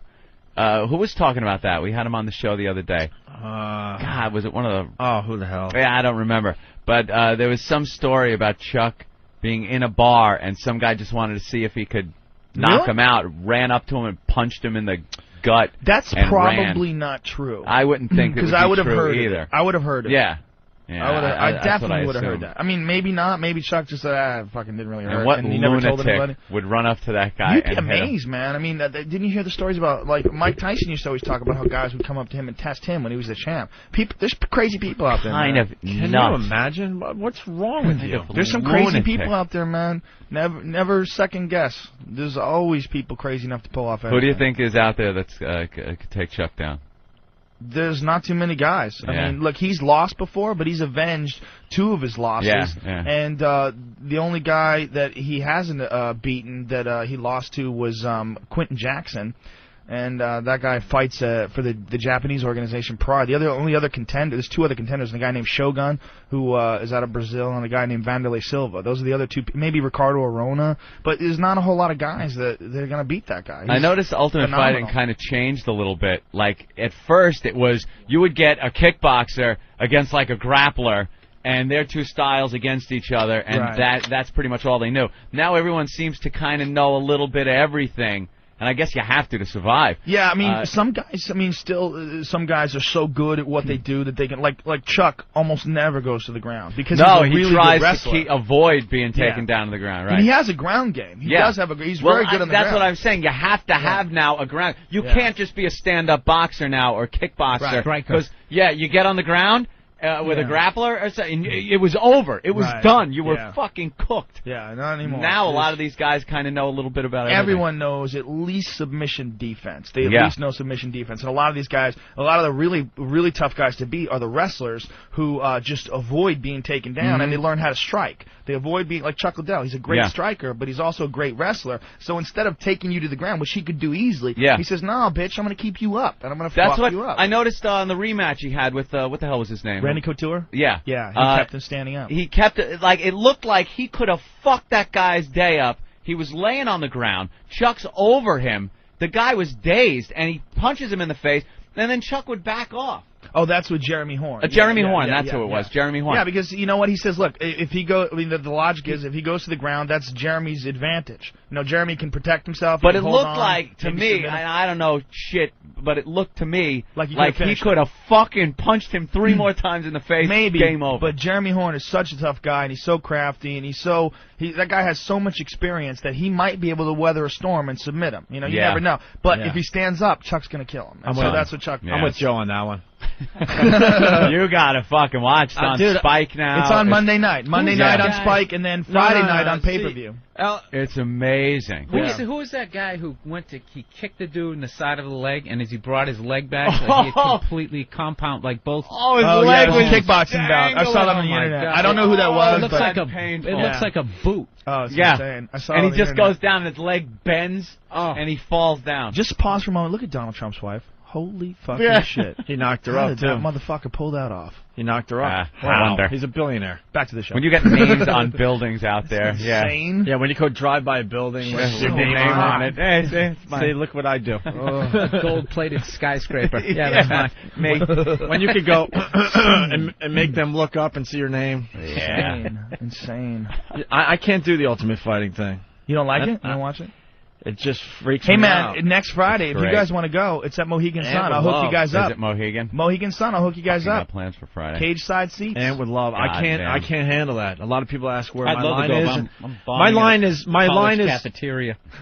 my line is Ultimate Fighting. When they get into those holds and just start pounding away and the guy's defenseless. The refs have gotten much better at jumping in. Yeah. When it's still brutal. Don't get me wrong. It's still just fucking brutal. But I remember when the guy was knocked the fuck out, and he would still be getting 5 more elbows to the nose. That was the early. Yeah, the now early shows, the refs jumping in there. That's when I was watching, and I just couldn't sit through that. It's different now. It's different now. Now it's Yeah. actually much safer than boxing. If a guy gets Yeah. hit, there's no standing 8 count. There's no chance to regroup. You go down, the guy can climb on top of you and pound you out. You know. Yeah. And you take less damage. And the sport is exploding. I'm Yeah, hearing. it's just the most taking off. exciting sport in the world. I mean, It really is great to watch. there's It's a nothing great more spectator exciting sport. than guys fighting. I mean, you know that everything is at stake. You know, their health, their pride, everything. It's all at stake. They're fucking fighting. Look, if you play basketball and a guy slam dunks a ball on you, you can always say, I can kick that guy's ass. Yeah. If a guy kicks your ass, you can't say, well, I can fucking slam dunk a basketball. Yeah. Nobody gives a shit. It's You know- the end-all definitive moment of all Yep. sports. A guy kicked your ass. That guy beat you. Period. There He also beat seems to be a lot more respect for the sport by the guys, respect for each other Yeah. than in boxing. You know, Yeah, it just yeah, became yeah. some kind of Plus, in every clusterfuck. other sports, I kicked your ass is just an expression. Yeah, Right. this is I kicked No, your no, I ass. literally kicked your ass. And just like man, the ass kicking some of these guys take is just brutal. And everyone watches a fight. We got to tell Joe about the cabbies outside the studio that day. Oh, I love Faggots. fights, man. I It saw doesn't a great matter if it's- fight on Yeah, Sunset Strip the other day. street fight. Oh, Great, love it. right? I'll pull over anywhere and watch a street fight. stop. Of course. Well, that's what we all did. Fucking We're love all it. hanging out this window, No 5 shame. stories up, looking at these 2 cabbies just duking it out on the sidewalk, Going at each other, but And they one- were such pussies. One guy would like jump. One guy would run up to the cab that was still in his car and taunt them, and just you motherfucker, you drive like motherfucker, you. And then the other guy would start getting out of his car, and the little guy would run back to his cab. And the big guy would shut the door again and sit in his cab, and the little guy would run back out, motherfuck you and your mother, you fuck. And the big guy, so they finally square off, and I'm waiting because I'm standing there going, this little guy is just going to get his fucking ass handed to him. And the big guy kind of pushed him around a little bit, and it went back and forth, and nothing came of it. I was so pissed. You want to get in there and throw one just to start it. It was just to like prime the blue pump. balls. It was You're so fighting funny. blue Yeah, balls. yeah. It's You so want to fun, see though, some action? Because the one guy was pulling the other guy out of his cab at the end of it. Yeah, yeah. The little guy was. I don't real like scrappy, watching but a guy get couldn't beat back up. it up. Like if some guy comes after a guy and just kicks his ass. So the many guy of those doesn't wanna videos fight. online now Yeah. where you can see some guy just get sucker punched. I don't like that. And getting kicked in the head while he's still down, like that shit. But a good street Yeah, brawl, a good, come couple on, of come guys on, motherfucker. with some Yeah, fucking I understand booze that. in them, Yeah. and they're squaring off. That is some good shit. It just appeals to your fucking DNA. It just, ooh, it's right there. There it is, man. That's how you knew that fucking Coliseum was packed on a nightly basis. And it would be today as well. It absolutely would be. Fuck yeah. Packed out. Take guys Madison Square scalping Garden. out front of that motherfucker to yeah. just watch people chop each other up with swords. Sure. My fighting style is turn of the century. Put them all. Put them all. Oh, you're like the gentleman Jim Corbett. I'm going back old school, man. That It stands. confuses the hell out of them. All right, we got to those take a break. Marcus of Queensberry rules. Yes. was it No, called? that's today. Is that today? Yeah, the pre-Marcus of We We've been at this for an hour without a break, so I got to get another cup of coffee. Opie's jab is the back of his wrist. Right. Knuckle to the nose. You stand like the Fighting Irish guy. Yes, the Fighting Irish guy. Another name, dude. All right, let me set the scene. Joe Rogan sitting in with us today. Is there anything you want to accomplish? I think I already got it out. We should do something really fucked up today, though. Yeah. Anything you want, man. We'll try to figure something out. Okay. We got a few more hours with Joe Rogan. He's on his third Red Bull. He's finished Zero sleep. And the pot lollipop. Can you smoke the stick when you're done? That would be cool, right? That would be the Light it up. And you go to JoeRogan.net to see what he wrote about Carlos Mencia. And to watch a guy get fucked to death by a horse. Yes, he spent all night writing this. This just in. Carlos Mencia has been booked on the Opie and Anthony show next week. Yikes. Yikes. Is that true, Ben? Why don't you tell Joe Rogan to his face that you just booked the enemy? Oh, that's not the Don't do that, man. Listen, dude, it's going to be beautiful. I'm just putting him in I don't even have to be Joe's going to choke Ben out. Next break. Listen, I've done my work, and let him come in here, and his pale words will fall out his mouth like dry bricks and just crumple. This is kind of like a Tupac Biggie thing. But you're both you guys are West Coast though. You know, it's nothing like that. This is a joke thief and a comedian. We got to get you a nickname though now. Really? Yeah, the Punisher you need a nickname. versus the Punisher! Fuck! White people! Wow. All right, let's try to get a name for Joe. All right. I don't even know what to do next because that's amazing on radio. We just got to regroup a little bit. You know what, man? It's been coming a long time, and this stupid fuck, it didn't even have to happen. It wouldn't have happened if he didn't talk about me on this radio show. If he didn't talk about me on that Tucson radio show, which he probably thought I would never hear. Mm-hmm. You know, he didn't talk about me on Opie and Anthony. He talked about me on something he thought I would never hear in fucking Tucson. And that guy, you know, thank God he had some balls, and he fucking emailed me that clip. You know, that was it. He started it. That's all I needed to hear. He launched the first Scud missile, and I just dropped a fucking nuclear bomb on his head. All right, well, you know. Which is an easy target. It's rather large. Fuck! I'm sure you've realized by now. I had to throw something in. I got nothing. Lobbing guys something are just bringing in there. up these obscure. What about Larry the Cable Guy, huh, Bill? You ever hear that fishing story joke before? Get her done. Yeah, I mean, what the fuck? All right, we got a lot of these guys. We got a lot of instant feedback coming in. I used to say, like, finish it up. And keep fucking, you know, get her done. Bastard. We got a lot of instant feedback coming in. I got to get through some of these. Chubsy from Jersey. I didn't know Joe Rogan was a comic. I thought he was just a game show host. Fucking bipolar Bob Barker. Chris from Boston. Hey, guys, give Joe a golden ticket. Yeah, we're going to save a few more shows from regular radio. We already discussed that with you. You should be doing a show next No, time. I would love to. It's just, you know what, man? When I did the Man Show, when I did Fear Factor and the Man Show at the same time, I had no fucking life, and I hated it, and it killed me. And I'm so terrified of being greedy again. Because that's what I did in the first one. I got greedy. I'm like, I can work 7 days a week. Fuck it. Yeah. But, dude, it's... So we shouldn't take our TV meeting today? Listen. We got a TV meeting today. You know what? I don't know. You do what you got to do. We'll see what they have to say. It killed me, man. But Ann and I are already like, yeah, whatever. We've been through this a million fucking times. Everyone has a great idea to bring us to TV, and it never pans out. Yeah, it's a show called Fright Factory. We're doing, you know, people going to be eating like horse asses. That's the difference between me and other. I'll tell you, please rip my show off. Just please rip it off. I don't care.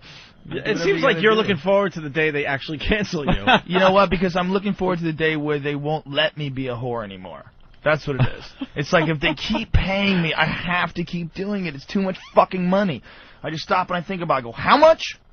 And that's for 3 days. Fuck it, I got to keep doing it. And my manager will go, well, what do you want to do? I'm like, fucking, let's just keep doing it. Yeah, go. Just keep going. And I'm not saying that I'm not thankful, and don't get me wrong. You should be thankful. I am grateful, but realistically, I mean, how many times can you watch someone gag on animal cock, before you just don't feel creatively fulfilled anymore? You know, and how much money do you have to stockpile? It becomes that like, how much do I need if I want to live like a fucking pimp for the rest of my life? How much more do I need? Just a little more. Just a It's little always more. just a little more. Your tastes just get higher and higher, and I have a big giant Scarface house now. Dude, people come over my house and they just go, "What the fuck?" My living room seriously is like a fucking museum. It's enormous. It's like 3,000 square feet with marble flooring and a big spiral marble staircase, and I have all this art from Asia, all these carved Thai Buddhas, and all this crazy shit that's just worth shitloads of money. And I can just buy it. I can just go buy it. Give me that. Look at it and go, all from fucking people eating horse cock. That's his business stuff. That'll get you 3,000 square feet. Right. What are we doing wrong, Anthony? God damn. It's insane. It doesn't make any sense. But you know what, man? Fuck it. You know, I use it as almost like a little exercise. Like a lot of people, like Buddhism, like they think that you're supposed to not use material goods and not have sex because those things can possess you. But I've taken the exact opposite, and I think you just need to make so much fucking money that objects don't mean anything anymore. Right. Because you can just go get them. They don't mean anything. Everything in the store is free. You want to go to the store, you can just, what do you want on TV? You just go get that. You give when nothing is special anymore, and nothing is wanted, but it's still you yearn fun. for nothing, Exactly. then you can truly start looking into yourself. Yes, for real. Right. And with sex, the same thing with sex. I had this argument with a monk. I had this argument with a monk where he was talking to me. I did this thing on the Man Show. It was really interesting where I pretended that I was looking for a religion. I'd love so to I see went you argue to talk with a monk. I did. What the fuck? No. I'm rational, man. I slowly, rationally talk. I said, no, why do you masturbate? He's like, no. I go, what do you do with those urges? Like, I don't do anything. I said, you don't ever have sex in it. No, because if you have sex controls you. Tying up your mind. What if you get so much pussy that it's no big deal? You can just get some pussy, you just go get sex. And then it's no big deal. Then it's just a part of life. Then it's just a natural human process. Mm-hmm. Like, what about that? And he's like, no, it possesses you. I go, does it? Or are you just too fucking weak to handle it? Because that's what I think it is. I think most people are and that's the cop-out. The cop-out Then he said, motherfucker, and they started duking it out, a monk and Joe Rogan. It was like the old Kung Fu show. Finished up and drank some of that Trappist monk Choke beer. him out with his robe. Like clearly, it's just a nice excuse for me to keep doing the show. All right, we got more instant feedback. Drew from North Carolina. Joe Rogan equals Joke Diva. I don't know what that one is. Joke Diva. That's Freddie, Jamaica Station. Can Joe please explain how I could get or make pot lollipops? You know what? I'm sure there's sites on the internet.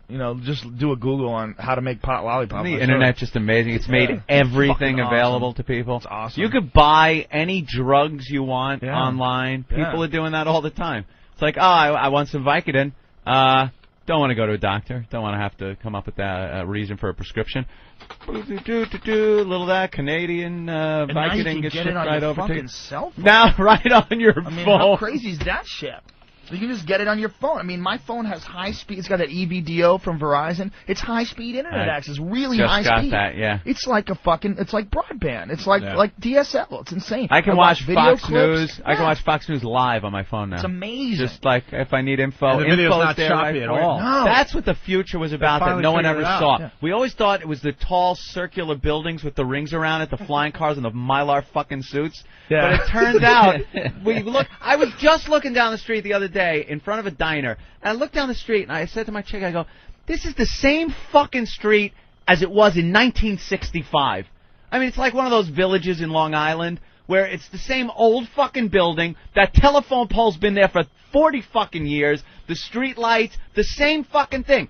Where's the flying car? Where's the fucking... Where's the jetpacks? Where's the jetpacks? Where's the moving sidewalks? Where's Yeah. all that bullshit we were lied to, never got it. But then I start thinking, it's like, no, it's about getting drugs on your phone. It's about saying, I want to see a guy getting killed by being fucked by a horse, and in 2 seconds, it's right in front of your fucking face. On your That's trio. the future. That was the future we never imagined. The future we never dreamed of. The future sci-fi writers never imagined. Spock never fucking popped up horse cock on his tricorder. It was always, what's around the corner? What are we landing on? It was always about information. No matter how sick it is, it's available at our fingertips in a split second.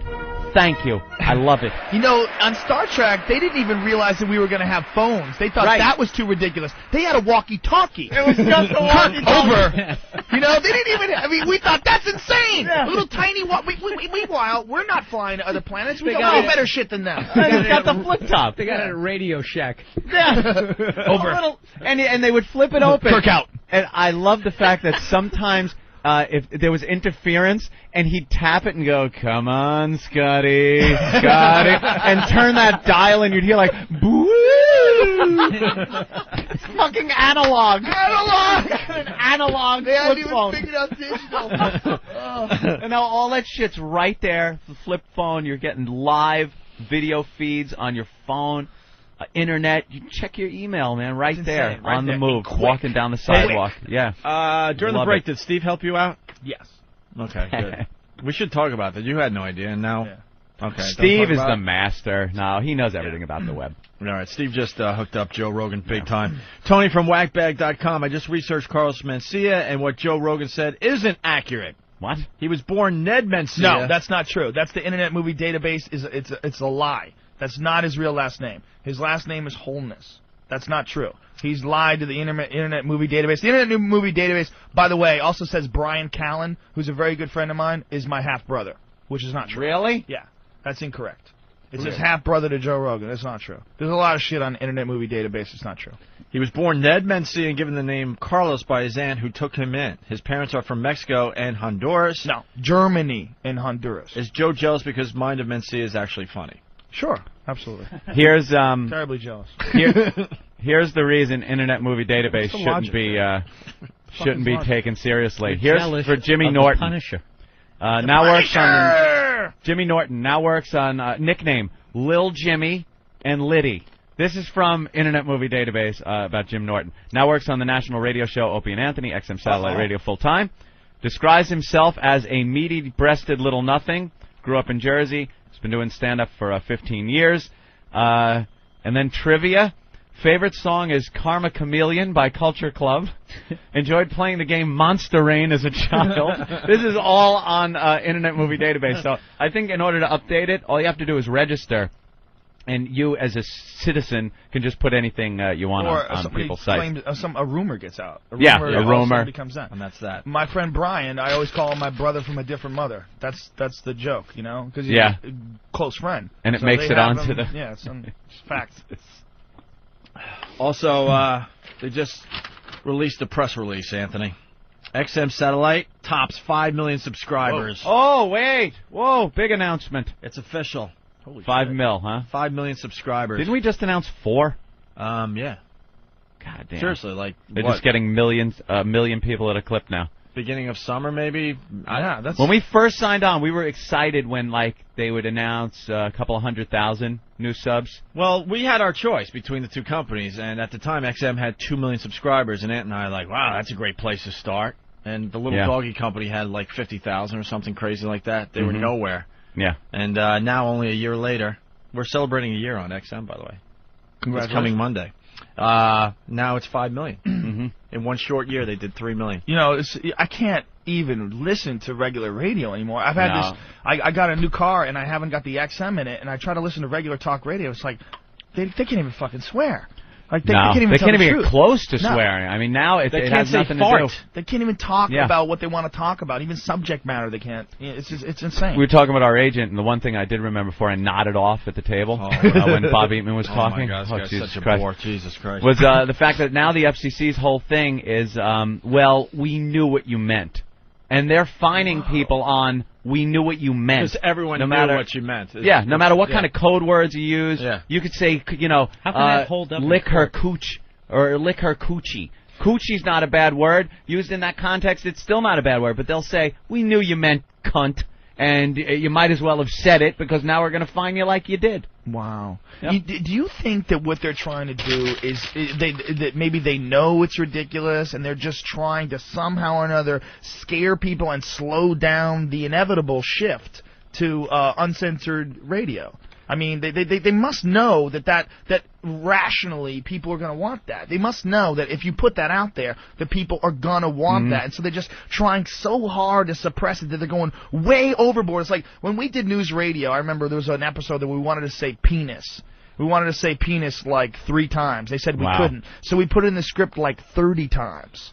So we said, look, we'll take 20 penises out. Right. You got a bargain. Put like extra penises out. Yep. Yeah, you You're know right. what I mean? And I mean, do you think they're doing that, but the opposite? They're just they're crushing everything so that, you know, they just somehow or another slow down the tide. Yeah.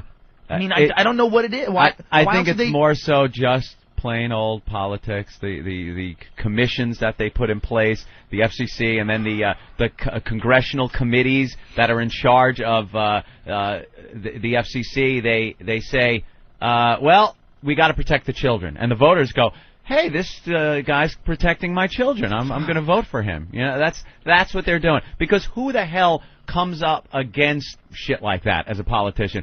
I say we allow the kids to hear fuck. You know, it sounds great, and he'd get my vote. Yeah. But that guy's never. We've talked in the past about the fact that New York, the city, used to have bottomless dancing. It used to have bottomless. You could go to a strip club, get a beer, and watch pussy in front of your face as you're drinking beer in a strip club. And then some politician thought his constituency would vote for him if he got them to put panties on.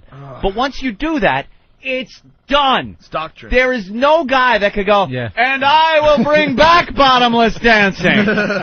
You know, he's got a bunch of degenerates voting for him, but for the most part, once you go over that line, that never comes back. We will never again see bottomless dancing. I also like that whole suggestion that if you're drinking and you just see titties, you can control yourself. You're fine. But the second you see a pussy, that you're just going to be trampling It's the stage. over. Because the booze, the pussy. That's how it is in L.A. In L.A., they show pussy, but if you have liquor, you can't show pussy. Yeah. What but in the Vegas, fuck? they're like, whatever. Whatever you want. You got, you're you want, gambling 24 hours? for the pussy. Fine. It's wonderful. Whores have billboards.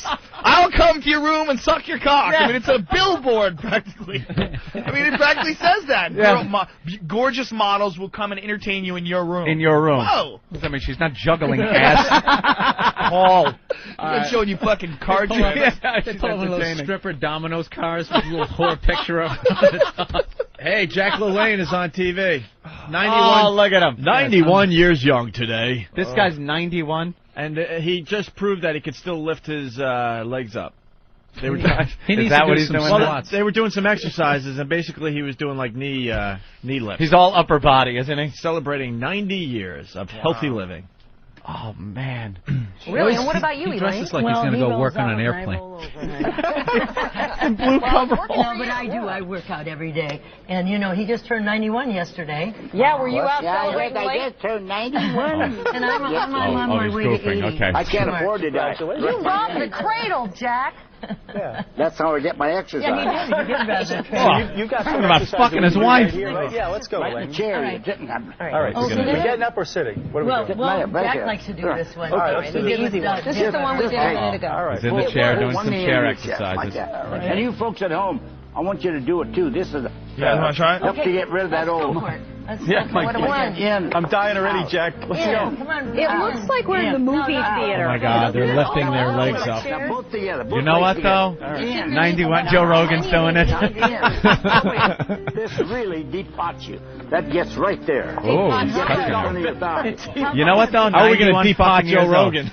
Not feeling it. 91 years old, though. Crazy. There are people in their, 70s that are drooling in nursing homes, and this motherfucker's on Oh, TV. you got to give it to him, of course. Yeah, I mean, he is keeping Absolutely. it up. What do you think all those guys, the 3 people to the left, really wanted to do in entertainment? Oh, actor.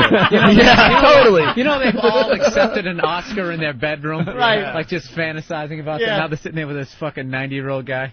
Doing dopey exercises in their chair. Seated aerobics. With a tie on. With a guy lunging fucking in his stupid suit. neck ornament he's got hanging off of his. That guy camped out waiting for us to leave after we fucked up. The wife Really? is kind of Yep. steadying him, though, like, just in case he... Who's going for the juice? Over here. And get the juice. Tell me about it. We're the only ones. This guy can't wait for this segment to be over. There is no credibility left in the news. There is nothing left in the news. I cannot watch it anymore. These people cannot deliver my news and do chair workouts like this. It just doesn't work. Hey, there was a big story yesterday that we never got to. I got the audio. It'll just be a surprise to everybody. All righty, Opie. I don't think we mentioned it on the show, so listen to this. We're going to spend a few moments now talking about this new study which found that left-handed women may be at higher risk for early-age breast cancer. If you're left-handed and a woman, you're at a higher risk for breast cancer. Yes. That makes How the absolutely fuck no did they sense. figure that out? Well, Well, if you who's think a little deeper into the whole thing, it is a hormonal thing to be left-handed in Joe the womb. Rogan's very high right now. What are you thinking when you hear something like that? Who cares? I don't have tits. That's what I'm thinking. I don't have tits. There you go. Joe Rogan how old quoted do as saying. chicks get before they get breast cancer? Well, let's take a listen here. Early-age breast cancer. Early age, wow. This really surprised a lot of people, certainly around our office, and so we wanted the bottom line on whether lefties are at greater risk of this and other problems, and so we brought in ABC News medical contributor Dr. David Katz. And David, I'm inclined, looking at this, to say this is silly. I mean, it's like saying, look, we found a statistical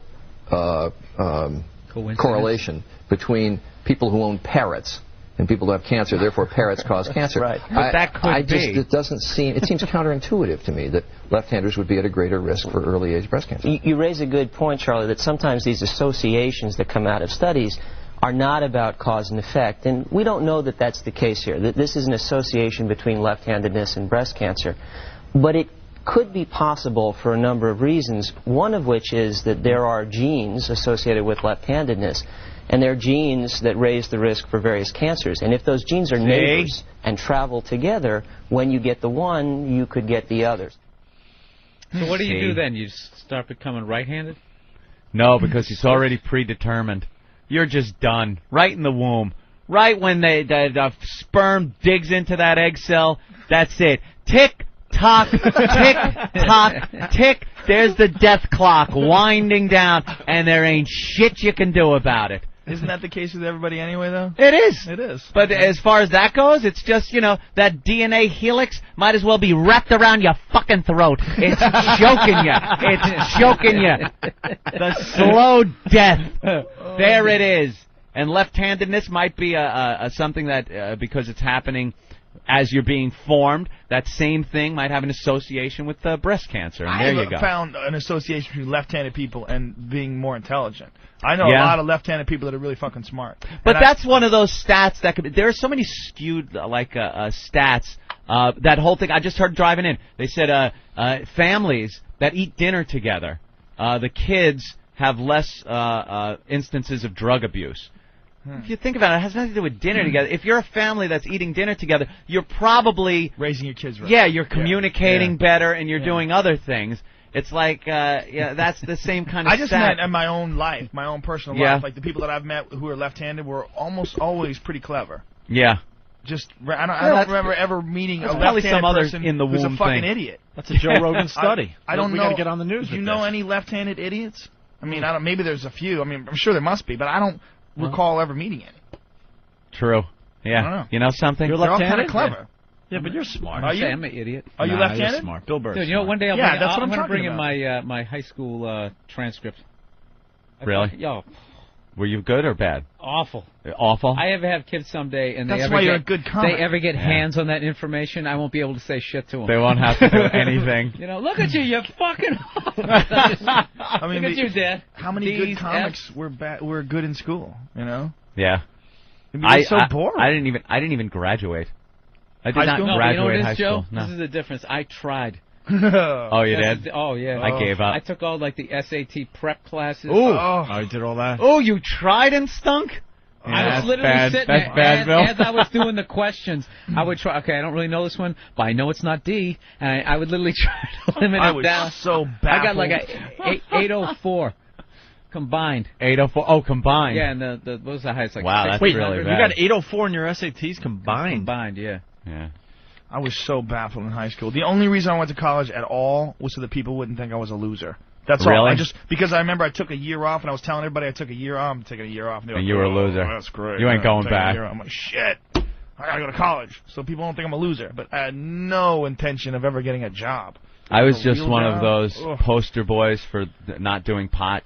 Like I shouldn't have done. Because pot fucked me up. I was so good in school growing up, and then the second I started smoking pot, over, Johnny.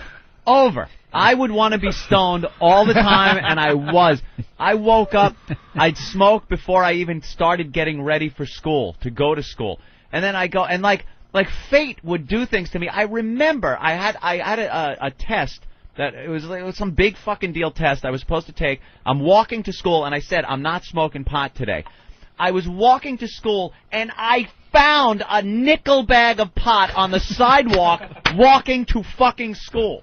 And of course I smoked it. I'm stoned for this big important fucking test. It was fate. I had to, and I constantly, and then I was the guy that was out with all my friends smoking pot for every period, and I never realized that they would just be out for one period, and I'm there for every single one of them. Like, there's my friend Joe, and there's Frank, but not on the same time. I never went to any class. They were just skipping one class. I'm skipping all of them to hang out with each and every one of them just to smoke pot. And when my high school dean came up to me and actually said, look, you're doing nothing here. Take the rest of the year off and come back and see if you could apply yourself, because you're doing nothing. That's a great dean, though. And I was like, yeah I'm no off. Shit. It started working. That was and supposed to teach you a lesson? Are you It teach kidding me a lesson. I never went back. That was it. I just never went back. Of actually coming back. That's like the classic line right before you begin the life of being a loser. Yeah, I'm just taking a year off. A year off. I'm going to get my head See? together. Yeah, a year off. That's and what I felt like. I started working. I had money. Yeah. You know, it was nothing, but it was more money than I had going to school. I was able to, put gas in the car and get a little Jack Daniels and cigarettes for the weekend. It was the perfect life. All my friends are in school. I'm driving around, and I spent all my time at the school. Oh, that's the word. Yeah, like hang around like the auto shop parking lot. I'm kicked out, but I'm at the school Doing donuts, smoking pot. Hey, I don't fucking go here anymore. Fuck you. Just here for the chicks. I remember. What a loser. I remember great, some though. guys had Come graduated like 2 years that's before, the and they were still hanging out there, and you're like, Yeah. whoa. Dude. Oh, yeah, they got like Real a full bad. beard, and they come up like, so where are the parties? There's something really fucked up about a 21-year-old dating an 18-year-old. It's like, why? It's beyond creepy. Or Still in 17, school. like a high school senior, and the guy's like 20. Got to like, deal with that shit. But meanwhile, it's only 3 years, but it's a big That's a three. huge, That's a huge 3 years. I was out of high school. I think I was 19. I was going out with a 16-year-old. And she had just turned 16. Like, I think I was at her Sweet 16 party. my God. And her fucking father hated me. Fucking hated me.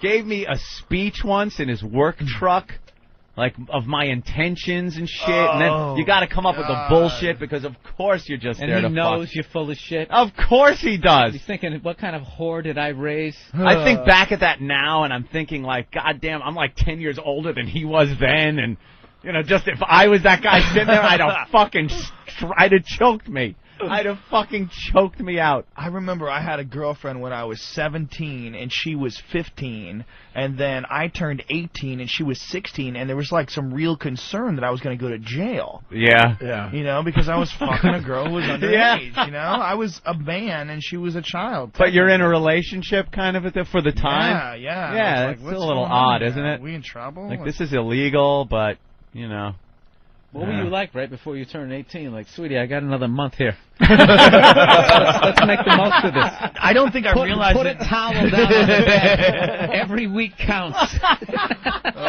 Don't worry about the period. I'll fight through it. There's my contribution for the day. There you go. BillBurr.com, ladies and gentlemen. East Coast, represent. All right. We have more audio of this left-handed thing.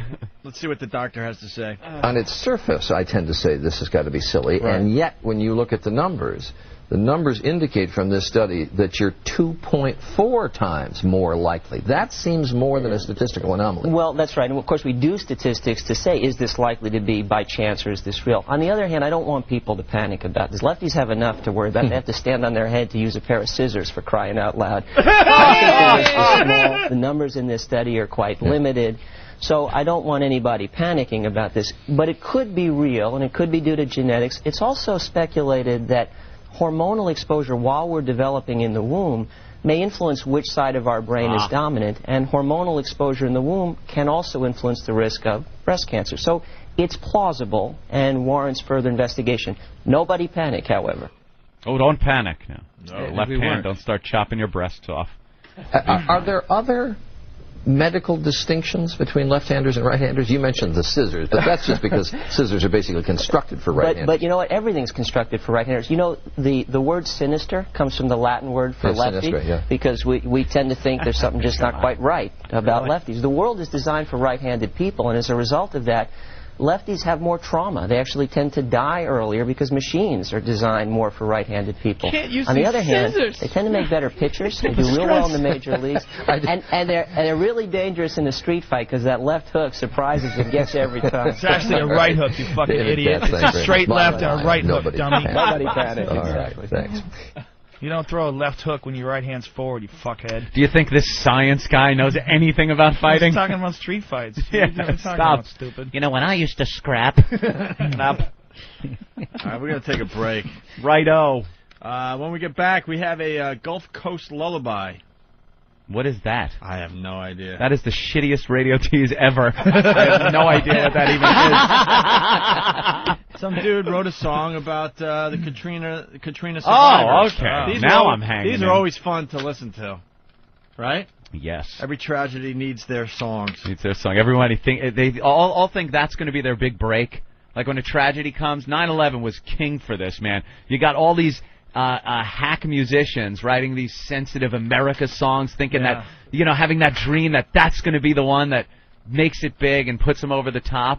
Oh, yeah, and that we were was playing right. them, and they were awful. Every country singer. Who's the Yeah. first guy who did the red, white, and blue? What? Is that Toby Keith? Is that Yeah. that? I'm proud to be an American. No, gonna At least put a boot in your I'm free. Ugh. Wow. Stop. We're just pissing off like all the Midwest. That's a good goddamn song. Won't you shut your fucking mouth? You goddamn shitty. Yeah, some guy called somebody a commie on here the other day. Yeah, called him a commie. For You what? fucking commie. From his bunker. What did Where's he? What did you say that he called you a commie? No, I can't remember who the fuck. He was calling like another caller a commie. It's like, dude, because he was bashing Bush. Bush It's like or we're something. beyond the communists at this point. Yeah, it's Yeah. like fucking. We're into the Something terrorist else. era now. Yeah, you're the Al Qaeda. You're Al Qaeda is You what you are. evildoer supporter. Your axis of evil is what you are. Commie. All right, we're going to go to break with another track from Stephen Lynch's latest CD. What's it called to get in? It's right in front of you. The CD. We got Al Jorgensen of Ministry coming in. What time? I think around 10 o'clock or so. 10 a.m. Al Jorgensen, lead singer of Ministry. Those guys have been around a long, long time. Yeah. And he wanted a bottle of wine for his appearance, so Eric went out and got some cheap wine. Did you get cheap wine? Well, because he's an aficionado, so he's probably a wine snob, right? Yeah, supposedly he really likes his wine. You were turning into a wine snob for a while.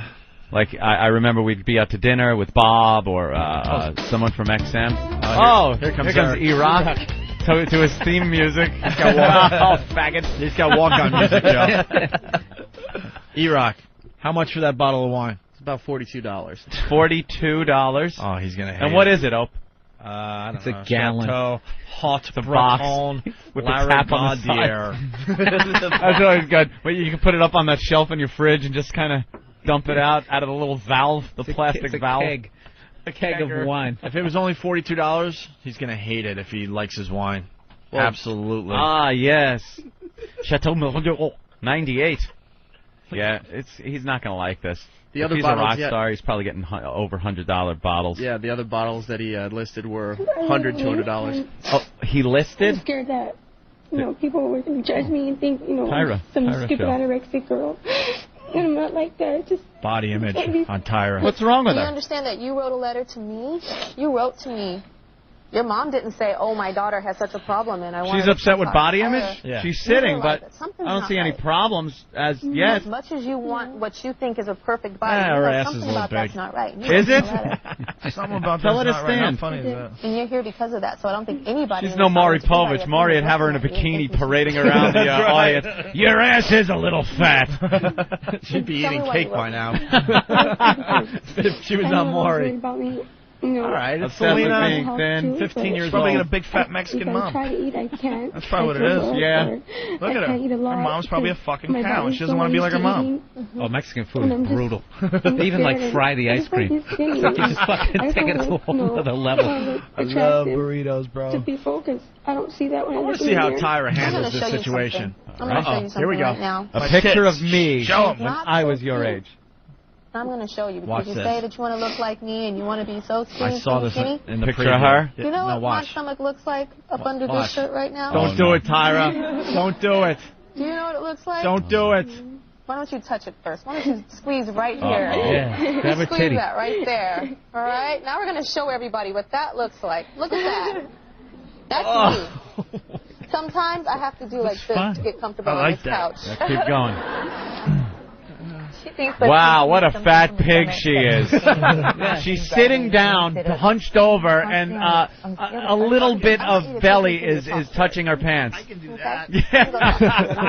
Yeah, right? You want to see?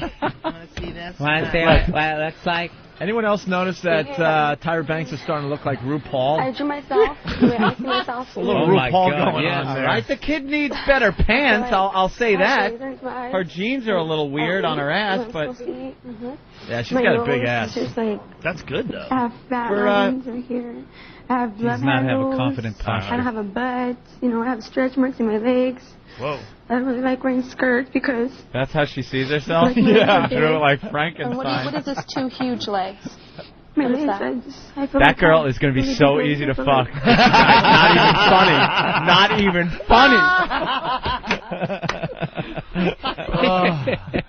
Wow. Some toothless homeless guy. Hey, good Oh, looking. hey, you are so cute. How does that little girl have stretch marks on her legs already? She doesn't. Is that That's what maybe she's she does? seeing Maybe, in is that herself. like a genetic thing, man? The stretch mark thing? Because like some chicks have babies and whoosh, bang, they just snap They right snap back. right back. And other girls just Others just is, a yeah. wreck. Got like stretch marks on their kneecaps or Pussy something. looks like a fucking catcher's mitt. It's gone. Hey, It's speaking of which, stretched and does pounded Britney out. Spears snap back?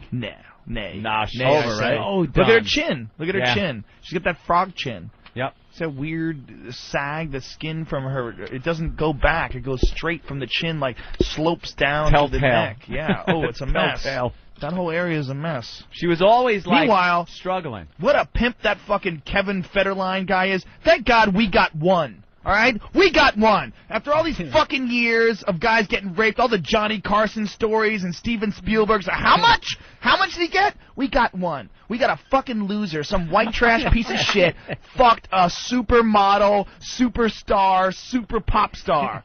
And Rich. is driving around in fucking Ferraris and he shot a live round into her pussy and he's got it for life. She's stretched out and wrecked, and he's driving a fucking Ferrari. We got one. We got one on our side. We win this round. And when does he move on? Because now he has the Soon, fame and the money, very right? soon. He Very fucking soon. wrecked her. Very he soon. wrecked Very Britney soon. Spears. I say he's gone within the year. He's gonna find another pop starlet. Some other Yeah. girl's gonna want to be the next Britney Spears. She's gonna meet him at some fucking awards show, and Yeah. you know they're gonna talk, and you know it's not really going so good with me and Britney. You know, Yep. some postpartum. He has some sort of fucked up credibility now. You know Yeah. what I mean? Yeah. Like, wow, It's on a Britney reality was with show. him. Yeah. He must have something. Tom Arnold. We had one too, but Tom Arnold fucked a fat chick. It doesn't really count, right? We didn't really win that one. Yeah, he kind of lost. Yeah, And it's won not at the worth same- it. But Yeah. other people That have was a talked about draw. this, But he though, made but it how through. he's a lifer now. Yeah. The guy, like, managed to parlay that into an actual career. Yeah, he made it Yeah. through. He made it through. It is possible. Can I interrupt for a second? Eric's waiting to leave. Eric, thank you. So Oh, the Eric? wine hopefully will be good enough for Al Jorgensen when he comes in a little later of Ministry. Could it be the worst music ever? Walk on. Walk out music ever? I say yes. I can't think of much that could be worse. Fantastic. That would even suck when that song was a hit. Right. Yeah. When it was a hit, you don't want to walk into No, what's that. the best part of that bit? He hates it, but he's being a good sport. He actually waited for us to acknowledge that he's going to now Yeah. leave so we can play the music. So everyone can have a nice laugh. That walk-on music just has to end stopping, kneeling, and having a dick in your mouth. That's how the walk ends with that music. Oh, the worst. All right, we got to get Steven here because he got an email from this guy, Les Llewellyn, something, I don't know. And it reads, please consider playing a new song about Katrina survivors on your station or posting a link on your website by the band Dixie Lizard. Huh? You should What? really take the time to listen to the song that I wrote in honor of all of those affected on the Gulf Coast. It's a serious song? Yeah, oh yeah. I love the serious Oh ones. yeah. Remember the one of my favorites of all time was Remembering Lacey, the Lacey Peterson tribute song. Some guy actually fucking wrote a song about Lacey Peterson, and we couldn't keep a straight face. Had Connor being dead in the whole thing. Oh, here comes Steve. Ooh, hey Steve. Perfect. You're getting very good at landing that thing. Are you enjoying the show with Joe Rogan I today? certainly am. And Bill Burr? Joe's great. And this guy's good, too. This guy. He's always a prick. Hey, you had a story about hybrids. You're still mad about that big A car. I am. Quickly, Steve has a hybrid car. He's got the Prius. Is that the one you own? And it runs on gas and electric. Sounds like a muscle car. It really is. Prius. Yeah, right. And he said Tattooed arm hanging out the side. it's saving him all kinds of money, he says. I like it. But there was a survey that came out. Some economists and stuff got together and crunched some numbers, Steve. And what I'm seeing here is hybrid cars, they run about $3,800 more than their regular counterpart. Right. Sure. So it's the new technology costs more. Yeah, so most of them cost a little more than what you would spend for a comparable car. $3,800 more is what they're saying. Sure. Who did this study? Yeah. This study was done by Edmunds.com. The partners at Edmunds.com. I guess they're a survey place. What do I know? It seems legit. They have a website. You could go there and see a horse fuck a guy to death. Isn't Edmunds the company that comes up that does the Blue Book, or is that something else? Could be. That would give more credibility, wouldn't it? Well, anyway, $3,800 more. Let's see, a hybrid including purchase, maintenance, insurance costs over 5 years, assuming 15,000 miles of driving per year. You'll make up the cost in gasoline money if the price of gas immediately goes up to $9.20 a gallon. He's praying for hurricanes now. Yeah, exactly. No, well, for the entire 5-year period, it has to stay at $9.20 a gallon for you to have made money or saved money by getting a hybrid vehicle. However, and I think that's true in some realm. However, the Prius doesn't have a non-hybrid counterpart. That doesn't really mean much, but that's not taking into account, or is it the tax incentives? The $3,400 or $3,500 tax incentives that the government gives you for buying. How about the pleasure of going over 35 miles an hour? Isn't that worth a buck or two? My hybrid goes plenty fast. Thank you very much. Like a soapbox car. Going to be at the top of a hill with his dad cheering him on.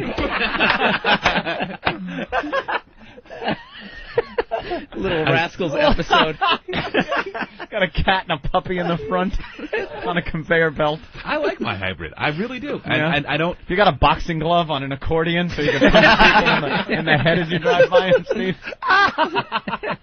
But it's also not taking into account if you trade in another car and get a hybrid. So I mean, yeah, I'm sure those economics do work.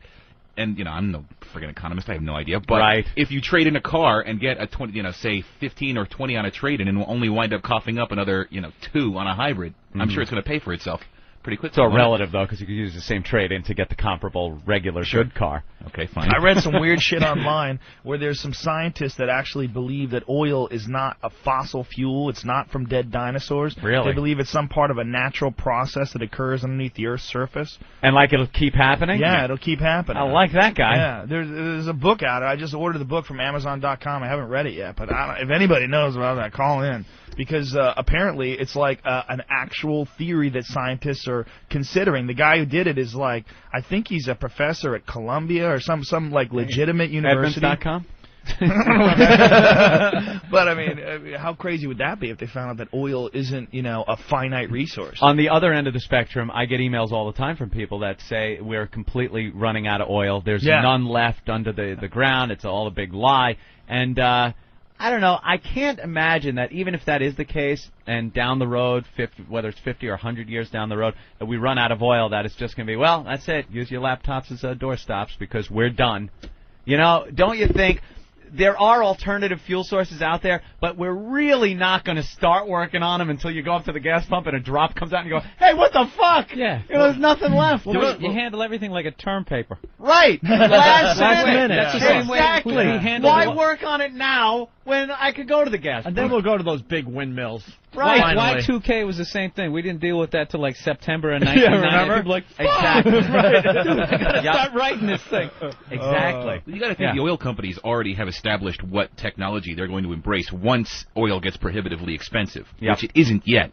No. But yeah, I'm sure the technology exists, but alternative energies in terms of hydrogen or solar power just don't exist in the amounts that we need them to. And it's not viable to make whatever you need to turn this into energy right now because there's oil and it's cheaper. It always works out to be cheaper. At the moment, it's cheaper, and it's not sources. that oil's going to run out, like as in you're just going to start pumping a dry well. Yeah, you think we're really going to run out? No, it's not going to run out. It's just the amount of cheap oil. The amount of cheap oil that's going to be accessible and realistic for people to produce plastics and fertilizer and gasoline is going to run out within the next 50 years. So is that true? Is that if you do a Google search on peak oil, the actual stuff that you'll read will scare the shit out of you. I think there's so much oil down there that we just got to find it. That's Alaska. But here's the question: how many dead? This is this guy's point that wrote this book was like. Besides the scientific points, like logically, it was like how many dead dinosaurs are there? Yeah. And why are they at the bottom of the ocean? You know, why are they in these weird spots? Like they all died together. Yeah. What is that? It's is all that real? I think dinosaurs are used as like the.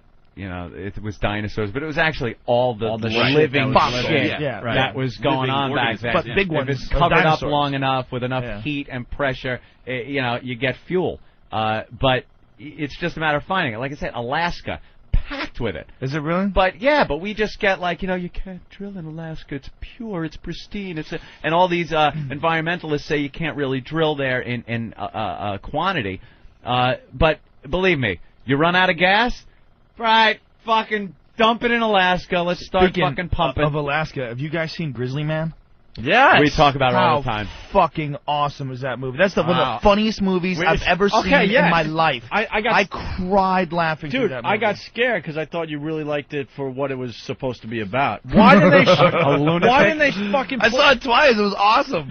I brought this movie to the show. You guys haven't seen it yet. Why didn't they play the audio of him getting eaten at the end of it? That guy was a pussy. The guy who made the documentary didn't realize he was making a comedy. It's a fucking documentary. You got to go there in the end. You got to play the audio of him getting eaten alive. It's a comedy. Yeah. It's a comedy. It's a fucking genius comedy. That's what it is. He's like, I love you. I love you. Yeah. Meanwhile, this bear is just looking for some fucking food. They're ignoring him. He doesn't give a fuck about that guy. Yeah. It was just a matter of time that they ate suicide by bear, definitely. Yep. That guy wanted to go. Thank you. That's what I said on the show. Oh, that's what I said right when I got out of there. Because suicide by bear. He understood the bears he was usually around, and then he decided to stay later when all these other bears took over for the bears he knew all about. When they were in hibernation. And the reason why I think it was suicide by bear, the guy was an attention-seeking whore, man. And he wasn't getting the attention anymore. He wasn't getting the spots on David Letterman and all that. It's like, fuck, man, I'm doing this year after year, and no one cares anymore. I got to do something big here. And plus, the guy was... And he hated his fucking life. Yeah, he hated his life. He was gay, obviously. I was going to say that, too. Obviously gay and in denial about it. And how about the one time when he's like, I don't know, my girls don't like me. I don't know, my girls don't like me. And I'm like, maybe because you live in the fucking woods with scary monsters. Right. And you're gay. Those are two things that chicks generally like to avoid. How about you start by talking like a man and they might like you a little better. I was like, if, one of your friends called you up and said, hey, I want to set you up with this guy. He's gay and he lives in the woods with scary monsters. He lives with bears and he has a lisp. I walked out of the theater saying that guy wanted to kill himself. And this is the way he wanted to go out and just be bigger than life, man. Totally. He even said that in his death that it would serve more, that people would pay attention to his work, Why was the camera on at that moment, too, yeah. But the fucking... The guy that filmed the damn thing, he doesn't play the audio. And he told the lady to destroy it. We said that yesterday, I think, on the show. Because someone said, well, eventually that audio will be out there. No, the guy made one of his fake girlfriends listen to it. Yeah, maybe she didn't listen, though. Maybe we could get her. And then you saw the reaction on her face, so it was horrific, obviously. Yeah. And then the guy's like, he hands it back to her and goes, you really should destroy this. I'm sitting otherwise there in it my would be the seat white like, are you elephant. fucking kidding me? Because they teased throughout the whole movie they might play the audio, but I knew damn well there's no way they were going there right off the bat. Yeah, I had heard before. That's why I didn't see it. Oh, it's so worth seeing. It's so good. No, but I didn't want to listen to some guy getting mauled to death by a bear. That's like those people go on the internet and watch like a terrorist saw somebody's head Oh, off. I can't watch Did you those. see it? I'm like, Can't watch no. them. That's another thing I refuse to do. I have not watched those. Steve watches them. Ultimate Jimmy, Fighting and then Jimmy people Norton getting their heads watches chopped them. off. That's Can't a do big it. leap between Yeah. Ultimate Fighting and I- tapping out. I understand. Jesus, fucking noggin I chopped understand. off with a Guy saw. pulls the knife out. You just tap his leg. All right, we can't chop his head off. Ben watches it once a week. The Yeah, same Ben video. is another sicko. He'll start it up, and I'm like, see ya, I'm out. I'm out. So disturbing. Did you It's watch March of the Penguins? Yeah, I saw that.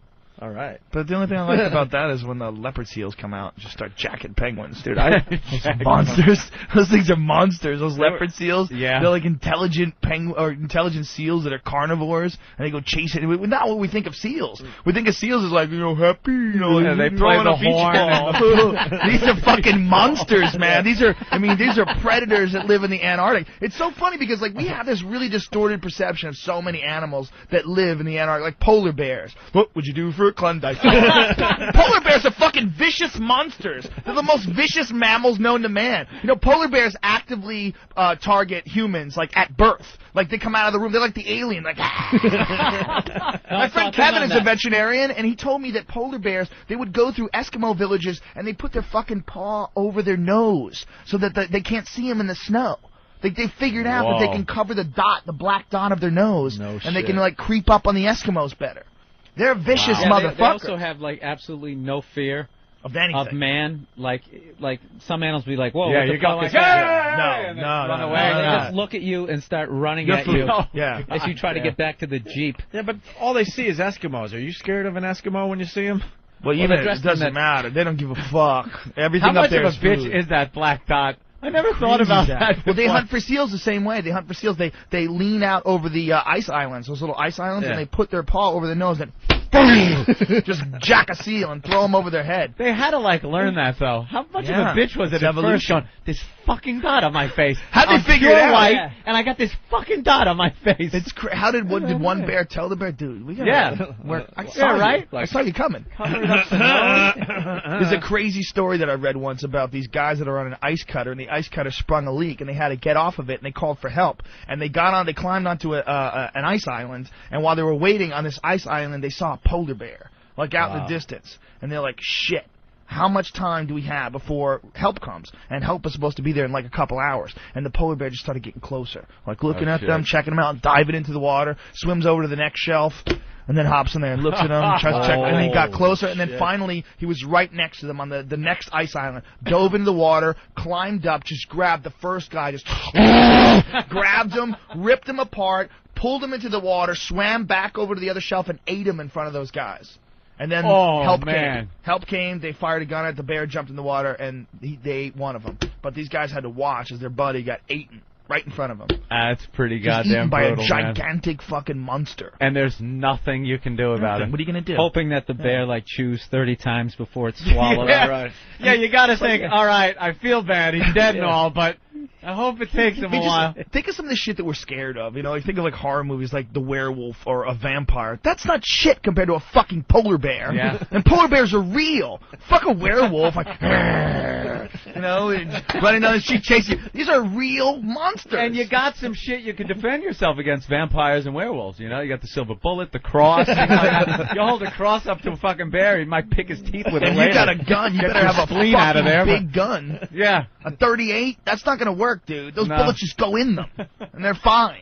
And he's got a little more time to eat you before maybe he gets hurt. So scary. There's so many animals like that. Like, you know, like everyone's always like, you know, like searching for Bigfoot and shit. Well, if they found Bigfoot, what is it? It's another fucking gorilla thing. Like, that what? we just It doesn't even kill anybody. Yeah, you know? that we just didn't discover yet. That's all that is. If crocodiles didn't exist, you know how fucking scary crocodiles would be if it was in a movie? Always There's an thought. animal that can hold its breath underwater for hours. It doesn't have to eat for a fucking year. They can lie motionless under 10 inches of water for hours, just wait for something to walk by, and they jump up and patience grab in it. the world. An alligator or a crocodile are one of those things that, yeah, if it didn't exist, it would be just like dinosaurs. Yeah. Like, you can't picture a dinosaur walking around the earth. Right. You know, and if a croc didn't exist, you'd feel But the same way. there was a time, but they're real, so you take like, it for granted, you're like it's there, but it truly is. And they kill people every year. Every year. Oh, brutal. Well, what were people thinking before they actually discovered the Crocs? You know what I mean? When they saw it the It was, first time. it was another Bigfoot out there. That's all that was. There's another creature that we don't know about. Beaten in front of it. Dude, what the fuck was that? Exactly. Yeah, someone has to discover this shit. But First time you went to Florida. Before then, you're like, what the hell was that? You're thinking it's some kind of alien creature. There's some crazy shit that they haven't even discovered yet. You know, just recently they found a new species of chimpanzee in the Congo. A gigantic chimpanzee that's over 6 feet tall. It's called the Bondo ape. The locals have 2 different names for chimpanzees. They have what they call the tree beaters and the lion killers. And the lion killers are these gigantic chimpanzees. They're like 6 feet tall. They get to be like 400 pounds. They sleep on the ground because they don't give a fuck. They don't have to sleep in trees. You know, people like you're building, like when you, we all come from chimpanzees, obviously. We always have our master bedroom upstairs. And that's from our chimpanzee heritage. That's what that's from. We stay upstairs to protect ourselves. Just like chimps do. They sleep in trees to protect themselves from predators. These other chimps are so badass, they nest on the ground. They're fucking loked. They kill lions. Like the locals that live in the Congo say these things kill fucking lions. Could you imagine a chimp? Holy shit, a chimp that's not 4 feet tall, but the chimp that's 6 foot tall, 400 pounds, just a giant, and they walk upright. That's the crazy thing. If you look it online, look up giant mystery ape. It's called the Bondo ape. It's in a part of the Congo called Bili. Kind of hard to get him into those coveralls and smoking a cigarette. Yeah, it's not happening. Kind of hard to get him in that little BJ in the outfit. I mean, there's a photo. There's a guy named Carl Amon who is a wildlife photographer from Switzerland who's dedicated a huge chunk of his life tracking down this gigantic chimpanzee, and he's got all these photographs of it. And one of the crazy things about it is the thing stands upright. It doesn't walk with its feet outward, and it doesn't walk with its back parallel to the ground. It walks upright. And it's like got long arms, and it's a fucking freaky looking giant chimp. Damn. They have a photograph of one that they shot and killed too, and it's like next to these 2 guys, and they're standing next to him, and it just dwarfs them. It's fucking enormous. Is it a new picture of one of those old time adventurous pit helmet guys? They have one of those too. I love when they have those old guys. Here's where I bagged the dinosaur. It's like some guy in a pith helmet, and a black and white picture of him holding something up. That safari helmet. Yeah, safari helmet. Could be a monkey, could be a fish. They do have an old photograph from some huge fucking elephant gun he shot him with. They have an old photograph of one that they believe is a Bondo ape that was from like 1920, and they always thought this was just some freaky gorilla that someone killed. Yeah. But now they believe it's this gigantic chimpanzee. God damn. And they're holding it. 2 guys are holding it up, and it's bigger than both of them, and it's a chimp. It's a huge chimp. Why did it take so long to discover this? Because the Congo is insane. The Congo is like, first of all, the Congo's only been around for 2,000 years. I mean, the Congo is one of the weirdest parts of the world because it's one of the rare places where you can see evolution happening right now. There's an animal called a diker that's an antelope that swims underwater. Oh, that's the chimp. You got a picture of it. See how it's standing up? Yeah. See how the fucking thing is standing up? No, that's real, bro. That's a camera trap. Wow. See the other one? That's the other one is the one that they killed. Backyard. Yeah. But in the Congo, there's an animal called a diker, which is an antelope that swims underwater for 100 yards. It can swim underwater, and it eats fish. It's a fucking antelope. Because what happened was the Congo used to be grasslands, but the climate changed, and all of a sudden it became a rainforest, and all these plains animals like rhinos and elephants, they all got trapped in this fucking forest, and they had to adapt. And they're adapting right now, and you can see it. There's all kinds of crazy shit. Like there's fish that come out of fucking water and walk on land to the next water. I mean, that's evolution. That's what we supposedly did, right? People came out of the ocean, they walked on land. You can fucking see that in the Congo. It's happening right now. You don't need any of those. Adam and Eve. And it's only happening over the last 2,000 years. Eve made Adam eat the apple. I ain't no thing. I'm gonna start smoking pot again, man. I thought it was the lollipops. I'm convinced. Maybe you're watching Discovery Channel with the lollipops and getting a little twisted view of things. Oh, dude, it's a I gotta go back to pot. Things. He's having too much fun with his. Joe's half asleep. He's watching one show on the Congo, and then it switched into a show on evolution. He put them both together with the pot lollipops, and that was like revisionist Rogan history. Dude, I swear to God, I want to get fucking Joe pterodactyl and Orville and Wilbur Wright strapped themselves to this fucking thing. I want to get Joe Rogan basic cable, whatever channel he's watching. Dude, they got these fucking snakes, right? They can fly, all right? They coil up, and it's like a helicopter, and they fucking land on you. Bam! On Rogan cable. We got to go to Josh in D.C. Josh, what's up? What's up, guys? Yeah, with all due respect, Joe, how the fuck do you know all this stuff? I swear, do you watch this at Discovery Channel 24 hours a day? Dude, I got the cushiest job ever. Fear Factor is a part-time job, literally. I work 3 days a week. I don't even work 8 hours a day. and Nice. I smoke pounds of weed. Dude, seriously, I smoke the shit that the government drops off in the ghetto to keep the black man down. Instead of eating, you watch the TV and you learn all this. You watch a lot of Discovery, I watch History. a lot, but I also read a lot. I get fascinated by weird subjects, like a lot of animal shit, because I'm just fascinated by humans in general, and the fact that humans are mostly animals. It's like, people don't want to admit that people came from monkeys, but meanwhile, they've mapped the human genome. We're 99% fucking chimpanzee. Like, at what percentage do we have to admit we're a fucking monkey? Does it have to be 100? I mean, if you ate a sandwich, it was 99% shit and 1% ham. Would you call it a ham sandwich? You know? We're fucking monkeys, man. And it's just fascinating that we color ourselves with cultural traditions and language and all this bullshit, when at the bottom line, we're really just a complicated form of bacteria. All right, hold on. No different than any other animal. Allison from Florida is going to challenge you. Allison, go ahead. Yeah, I'm a primatologist. There's no such thing as a ape. You're a fucking idiot. Go online and look it up. You're a what? What do you do? It's a new discovery. You're a primatologist? Well, look it up. You're not current. Pay attention. Go online and look it up. Yeah, this is student. Yeah, you've learned some shit from the college. When did you graduate? I have a PhD from When 2000. did you graduate? When? From 2000. Yeah, when was the last time you got online and researched primates? Have you ever looked at any of the new discoveries? Have you looked at any of Carl Amon's work? Yeah, I've been to Africa. What are you laughing at? Why are you laughing? Why are you laughing? I'll tell you why you're laughing, because you don't have a point. So you're trying to, oh, you're ridiculous. I have a PhD. Meanwhile, there's all sorts of photographs of this primate, this gigantic chimpanzee. Not only that, it's on National Geographic, stupid. NationalGeographic.com. CNN.com, stupid. No. There's bones, there's tissue samples, there's hair, there's fecal matter, there's all sorts of different things. Now, they've mapped the DNA of this animal already. Oh, please. What do you mean, oh, please, stupid? You haven't true. paid attention to it at all. These are legitimate scientists and primatologists that are in the Congo studying this thing. And you don't know. Yet you're calling up. You've done zero research on this. You haven't looked into it at all. You're telling me we know all the animals that are in the world?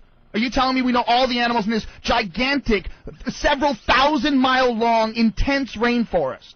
We've mapped that out. There's another fake chimpanzee out there. No, it's not a fake, stupid. It's not a fake. Listen, they have skulls. Listen to me. They have skulls. They have hair. They have fecal samples. They have photographs. They have a dead one. Okay? Yeah. Bye. So from Fringe. Not Fringe. CNN. Okay? National Geographic. All these different legitimate scientific resources. Go look it up. Bye. You'd like to prove that, wouldn't you? Get your name in the National Geographic. Silly! Listen to her. Oh, I have a PhD. I mean, why do people argue about something that haven't looked into at all? Why wouldn't she, as a primatologist, go, whoa, for real? Let me look into that. Holy shit. Well, that makes sense. I mean, how could they possibly know all the primates? I mean, couldn't there possibly be another one? But no. Where was she from? Florida? Florida? Somewhere in Florida there. She's dumb enough to live where hurricanes hit her. All right, listen, we're gonna take another break. Right. We're gonna play the tribute song for the victims of Hurricane Katrina when we get back. I want to hear that. I'm a primatologist. Those are fringe sites. Like National Geographic is a fucking fringe site. CNN is a fucking fringe site. That's what it angers me about people. We got a quick request. Let me go to Tom. Tom, go ahead, man. Hello? Go ahead, Tom. Hey, I think Rogan's mildly amusing today, but could he stop yelling in the microphone? I get excited, dude. Joe does it. We're getting a few of those. I'm sorry. No, the only thing I would say is with like regular radio, they have a lot of processing. But for some reason, they haven't figured that out with satellite radio, so it goes right through people. Nathaniel's been roadieing the volume, Yeah, right? we're trying. You're doing a good job, Joe. Just enough with the yelling, partner. All right, I'm sorry, dude. I love you, though, Joey. I love you, too. He's going to start whispering for the rest of the show now. No, I'm not. I'm going to forget. I'm going to get excited. I'm going to forget. Jackie. Actually, I want you to yell more now. I love annoying people. Go ahead, Jackie. Hi, is this Opie? Everybody, what's up? Hi, I just wanted somebody, I guess Tom made the same comment, but I just wanted Joe to stop yelling. Just because he's talking louder doesn't mean he's coming off. Why did you stay on the line after he said it? He's already said it. Yeah, all right. Well, I'm sorry. That's okay. It's okay. We're gonna calm down. I was just curious. if We're you had loving something to Joe add Rogan to it. today. She sounded like she's part of like an abusive relationship. I just want you to stop yelling. You know what? She didn't get defensive. I said, "Why'd you call?" She goes, "Oh, I'm sorry." Don't wreck our buzz. We're having a great time with Joe Rogan I'm today. sorry. man. I get loud. I know. If I didn't know me, I would think I was a dick. Are we promoting anything? I keep forgetting. No, just No. Fear Factor. Yeah. But you just. Oh, I'm in. You just can't wait at to be the- canceled. I'm at the Comedy Connection. I'm at the Comedy Connection in Boston this weekend. Fuck, really? Yeah. Why? I'm thinking road trip, maybe. Come on, motherfucker. I'm thinking road trip. Boston. Haven't been Come in on Boston out. in a while. We gotta have fun. It's All gonna right. be kind of crazy. I'm up in I'm somewhere up there. Where the hell am I at? Massachusetts? No, I'm not. Pittsfield. I'm way the hell. Oh. Well, I could do Pittsfield and then go to Boston. First time I ever fucked a black chick. I was thinking. Really? Pittsfield, Massachusetts. Pittsfield. Oh, she was dark. Into Boston. Dark like a Bondo ape. It was one of the weirdest fucking experiences I ever had. This girl was so black. It was the first black girl I ever had sex with, and I was really white because I was living in Boston, and the fucking sun never shines, and it's always freezing. And it was at a Jay's Comedy Club in Pittsfield, Massachusetts, and I was like 21 or something like that, 22, and I picked up this black chick. She had a smoking body, but she was so black, and we were having sex by the light of the television in this fucking shitty little hotel room that I'm playing in. And I remember I'm having sex with her. I'm looking down at her body. I'm like, this is crazy. Like, she's so can't dark. even see her. It was so weird. It was just, I was hot, but at the same time, I was like, wow, she's so black. It was weird. And my sperm, I remember I barebacked and shot on her back. You had to, right? Right. And I shot You on her back, had all to. the white on her back. I'm like, I wish I had a picture of that. So crazy. It was the strangest thing. You get used to fucking white chicks, and all of a sudden... On her back or on her ass? Oh, her ass, her back. Yeah. I fucking sprayed. You'd have everywhere. I was so excited. You'd have to. Brown sugar, baby. Like, get a girl that is the color of flat black paint. Plus, just she was like black, and then it's got to be on the ass. She was like Wesley Snipes black, man. She was black, dude. She was black. It was crazy. Hey, can we get Steve back in here? We want to do this Katrina song. Ant, we found the Remembering Lacey song you were talking about. Oh, I love that one. We started this, I don't know, 40 minutes ago, but basically every tragedy, someone has to make a song about No matter it. how big or how small, and then the Lacey Peterson and the little unborn Connor Peterson. And it's just an opportunity for these musicians. Of course That's it is. all it is. They You don't think really this guy care. really cares? Oh, he does not. Wait. Oh, wait. He's looking for clearance. He's looking right there, Steve. You could land right there. Left the bill. There you go. Bring it down. All right. There you go. Very good. How much? A half a thimbleful that used? Not even, right? Not even a Yeah, half a thimbleful. That is so fuel efficient. I that know car. it is. I love it. What's up with this song? It's terrible. Is it really? I tried listening to it all the way through in the office, and Ben just, can you turn that off, please? It's awful. Can you read the first paragraph of the email you received? Again, Ben watches and listens to people getting their heads sawn off. Yeah. And he couldn't listen to this. He told Steve to shut it off. Fucking Ben, man. Go ahead, Steve. This email came in late last night, and it says, please consider playing new song about Katrina survivors on your station or posting a link on your website by the band Dixie Lizard. You should really take the time to listen to the song that I wrote in honor of all those affected on the Gulf Coast. I have friends, family, and loved ones who have lost everything as a result. Being a singer-songwriter, I took it upon myself to sing my prayer to the survivors. It's like the little drummer boy. He had nothing to give, but he could give, like, his song and his music. Man. Ugh. I play the bass guitar, the keyboard, and sing on this very simple but hard-hitting song. Hard-hitting. Oh, this is going to be... I'm already... We haven't listened to this yet. Yeah. I'm going to love it. It's of no cost to anyone, and I just want to share my prayer of hope with all concerned. I would appreciate you possibly linking on the song for all your readers to we feel. will. Yeah. It'll be prominently displayed there on Foundry Music. Oh, it will. I'm also happy to mail you a link so you can play it on your show. And it gives the link. And then go down here. I also have a direct link. I also have a direct link to the Red Cross so that listeners can donate to them if they feel the urge to do so. And They still got a problem down there? I thought everything was fine. Yeah. Solved. Yeah. If they were doing All stories from profits- gas stations, everything's got to be cool. All profits from the song go to the survivors, or is this going in this guy's bank does it? account? I would hope. I would hope no money goes in his bank account. I hope it's one of those songs where you can maybe play that. What is he trying to rhyme with? Yeah, can we do the rhyming game with keep this? Keep your hands on the pause button up. All right. Because we like when he goes into right. something, and it's so and you easy can to call it. like. Yes. All right, you know, and they gave with their blood, and you know the next word is flood because it's so contrived. Just no creativity. I make song. no money from this, and it is from my heart. Please give it a listen, and if you have comments, please write me back so I can add them to my website. Oh, That's yeah. all I ask. Post that email up, baby. Oh, plenty of comments. Unload the pests. See, Joe even Release knows the their pets. hounds. Unleash the hounds. Release the Kraken. The Kraken. Oh, that was erased from my memory. I mean, from Jason the Argonauts, what was it, like 1981 or 79 or something? That was an Completely evil motherfucker, erased. the Kraken. Clash of the Titans. Clash of the Titans. Oh, I thought it was Joe's Jason the been Argonauts. completely Yeah. rocking for us this morning, but he stepped it up a notch in the last hour when I heard him starting to chew down on the lollipop. I wish I had another one. He gave up on the licking crap. The problem is and my just started tolerance is chomping so into it. fucking high. Yeah. My tolerance is so high because I'm high every day. And I give pot to my friends, and they're like, how strong is it? It's kind of strong. And they're like, I can't move. I'm like, oh, shit, I forgot. How many licks does it take to get stoned from a pot lollipop? 1, 2, 12, 16. And then one big laugh. People are watching me. All right, here we go. Here's the song from. Here's the song from. Stop looking I'm at going me. to die someday. Shit.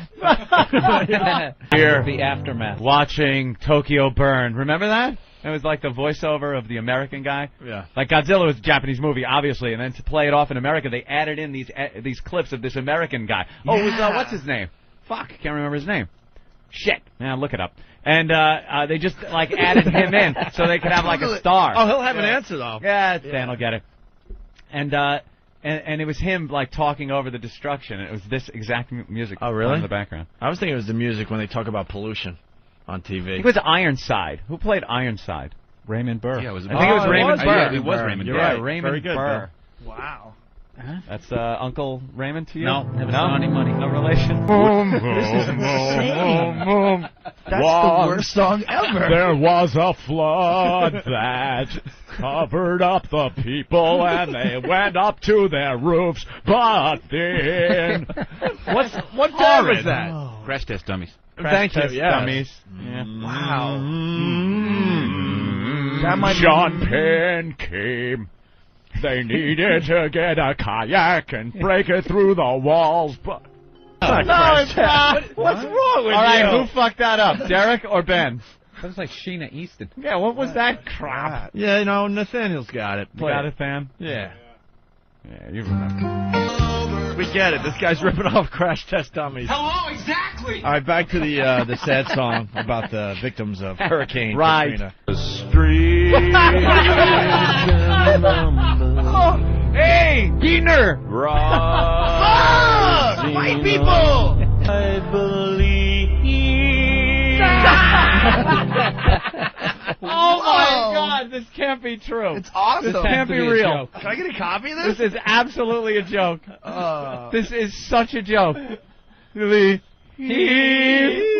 want to hear that again? Of course I do. It's the greatest bad song ever. This is wonderful. It's like the end of Scarface music, right? Yeah, there you go. Yes! That's it. Yes. Oh, God. You got that? Did he picture like a montage of the pictures being played? Must have. Like they were going to use this. Of course. Right on CNN. And make a video and... God, this is so... dude. so I believe. I believe... I fucking love bad shit. Isn't it just great? Do you like bad movies? Oh, yeah. Did you see The Day After Tomorrow?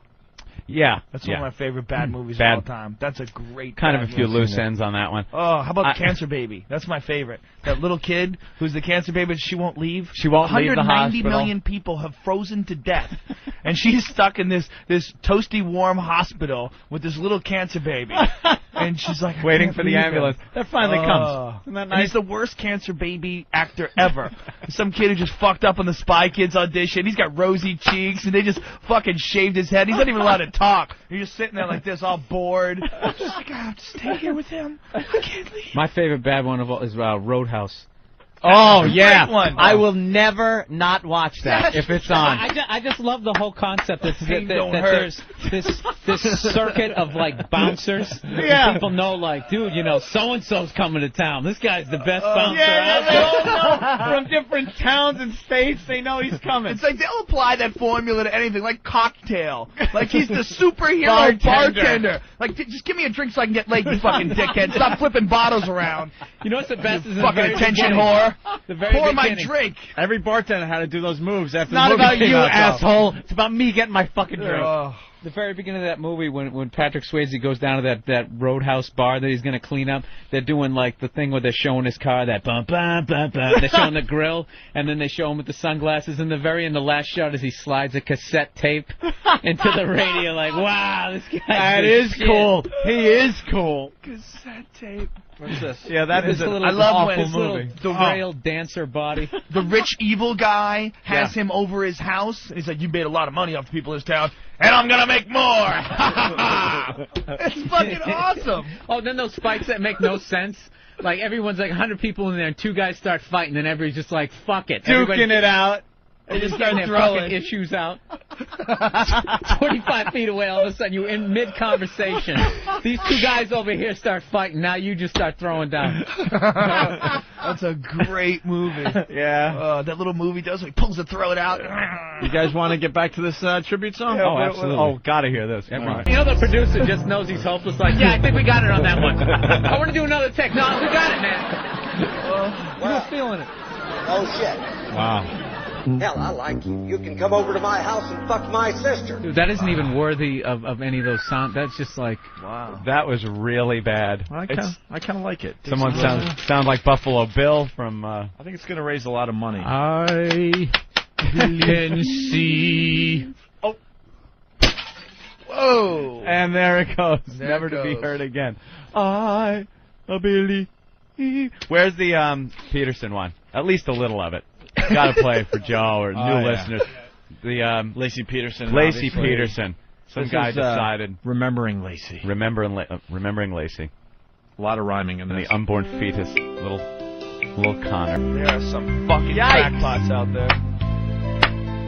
We love you.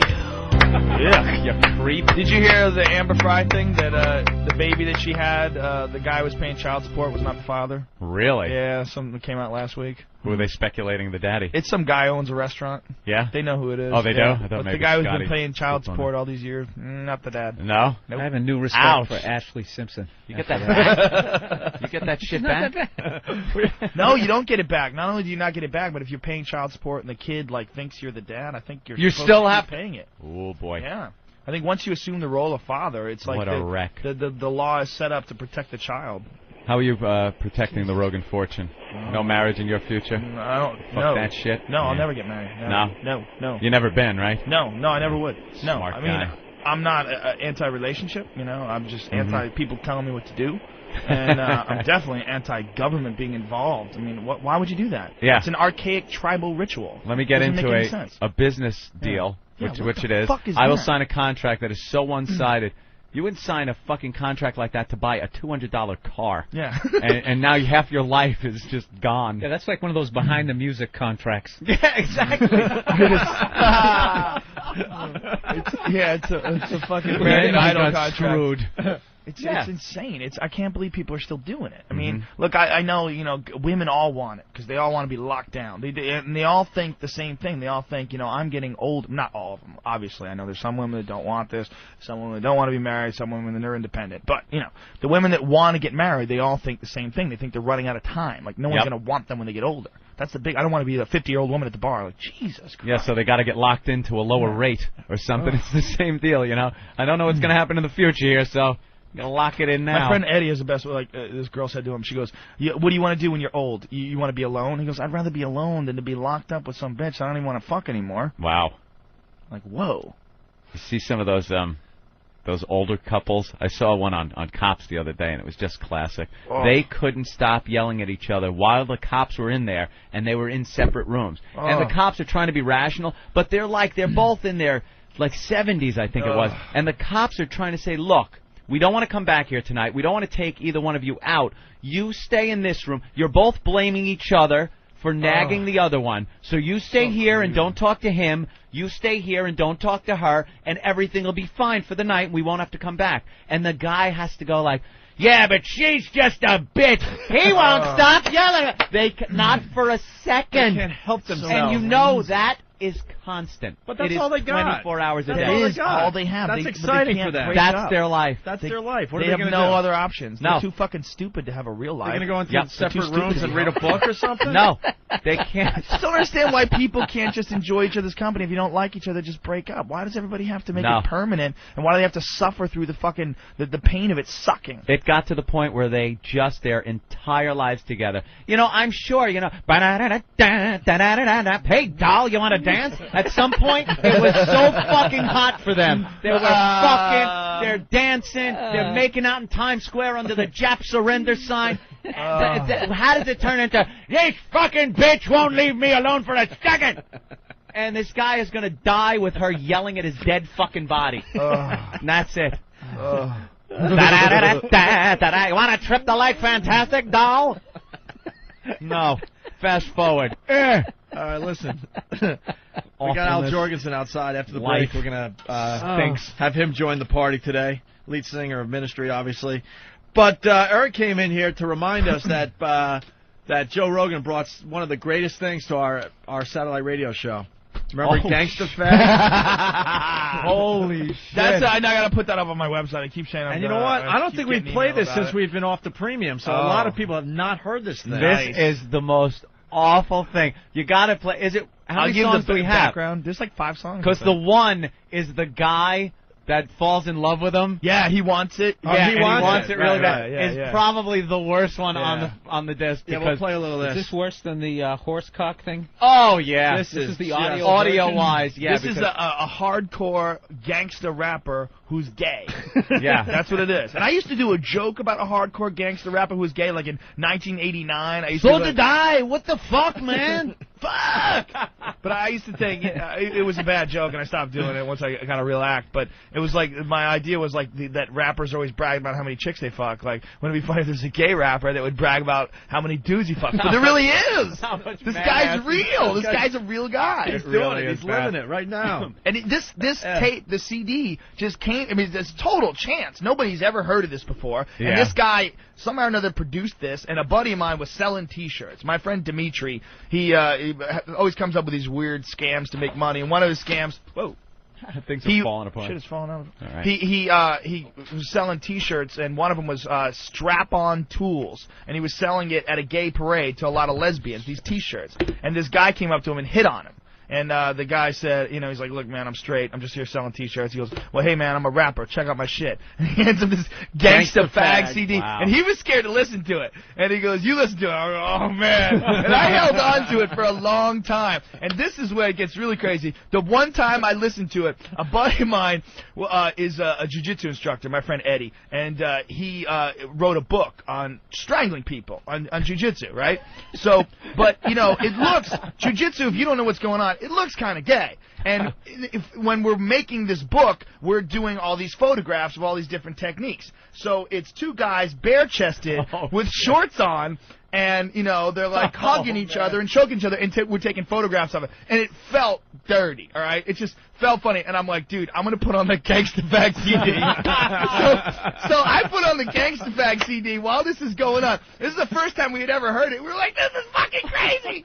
So while this is going on, we're in my garage, which is where I have a 4-car garage, and two of the car garages is set up for jiu-jitsu. It's all mats and kickboxing bags and stuff. And we're there, and the other 2 doors are open.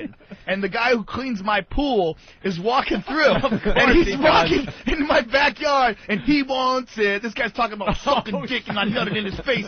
And we're there wrestling with no shirts on, and there's a guy taking pictures, and there's like the whole thing is like the bad wood paneling on the walls. I mean, it looks like some fucking Calvin weird Klein. gay porn. You gotta get that. Calvin Klein You gotta get commercial. that video up on your website, man. Ouch. We don't have a video. We just have photos. Oh, you gotta redo It's it a now. book. Redo it. Get a Redo video it. of that. It's fucking hysterical. Then what we are were you doing? crying, and plus we were stoned out of our fucking mind, so it All made it even more silly. Yeah, so Joe Rogan did the show with us in Vegas when we messed with Ed Asner, and you handed over this to us, and we came back to New York and played it. But why don't we play it again?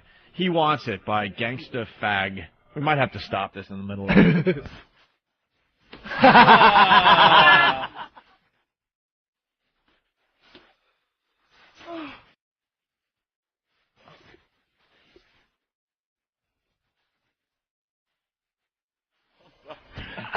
In what universe is that happening? Where Santa Monica Boulevard. Some white guy is straight and he's got a family and he pulls over to some big black guy and wants to have some kind of sex with him. Atlanta. Is that where? I think there's probably a lot of guys like that with families that are undercover. When I was down in Atlanta, I was on that what the hell, the Chappelle Show tour. You know, all these black girls were showing up and go, God, look at these girls. These girls are gorgeous. And this dude was saying, you got to be careful down here because they have all those, what are they, down low brothers down there? Ah, yeah. Where they have girlfriends and they're out fucking around. So there was kind of a high HIV thing kind of going around. Great. That's a great thing just to put out there about Atlanta, huh? Hey. So come to Atlanta. No tsunamis, but a lot of AIDS. Gotta get that on a poster. All right, here we go. Back to Gangsta Fag.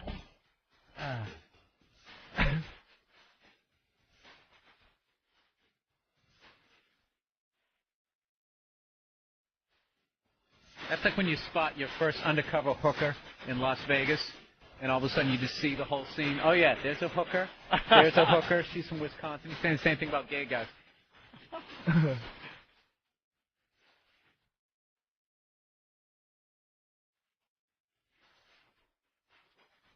Ugh. Ah.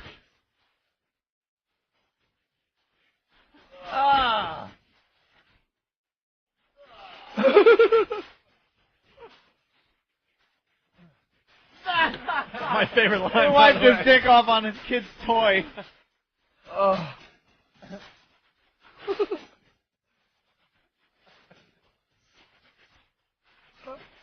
Jimmy Jakes is suggesting this should be Eric's walk-in music.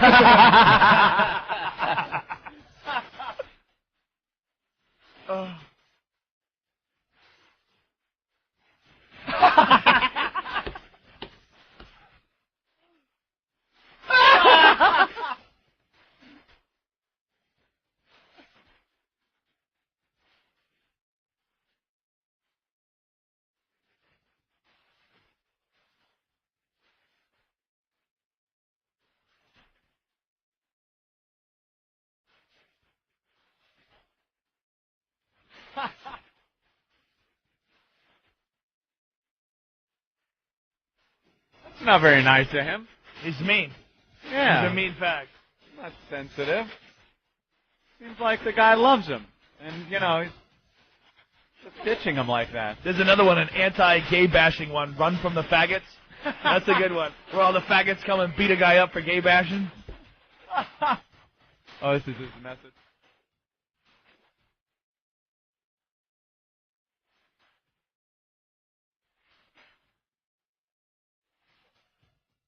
That was his wife, I gather. That's an actress doing a voiceover.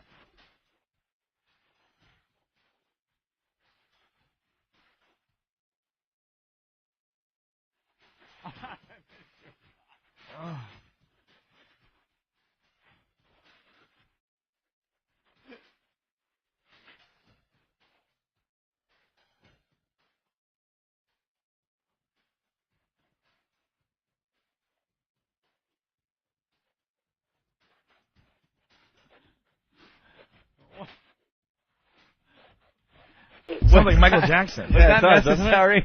Yeah, really. He went, you know, I didn't think you could bring it over the top with that song, but at the end, he brings it over the top when he has to have the message from the little kid saying his toy is sticky. There it is, Gangsta Fag. Ooh. Brutal. All right, we're going to take a break and get Al Jorgensen of Ministry in here. He's drinking his bottle of wine, man. Gotta find out if he digs rocking, it. man. Gotta find out if he's out of a paper cup. This is one hell of a He's gonna do show. a cover, a speed metal cover of that last song. We got Bill Burr sitting in for Jimmy Norton. We got No Joe class. Rogan from Fear Factor, and Al Jorgensen joins the. This is murder music, man. You just have to kill people with this. I love it. It rocks! Let's get Al Jorgensen in here. Yeah. He's a legend.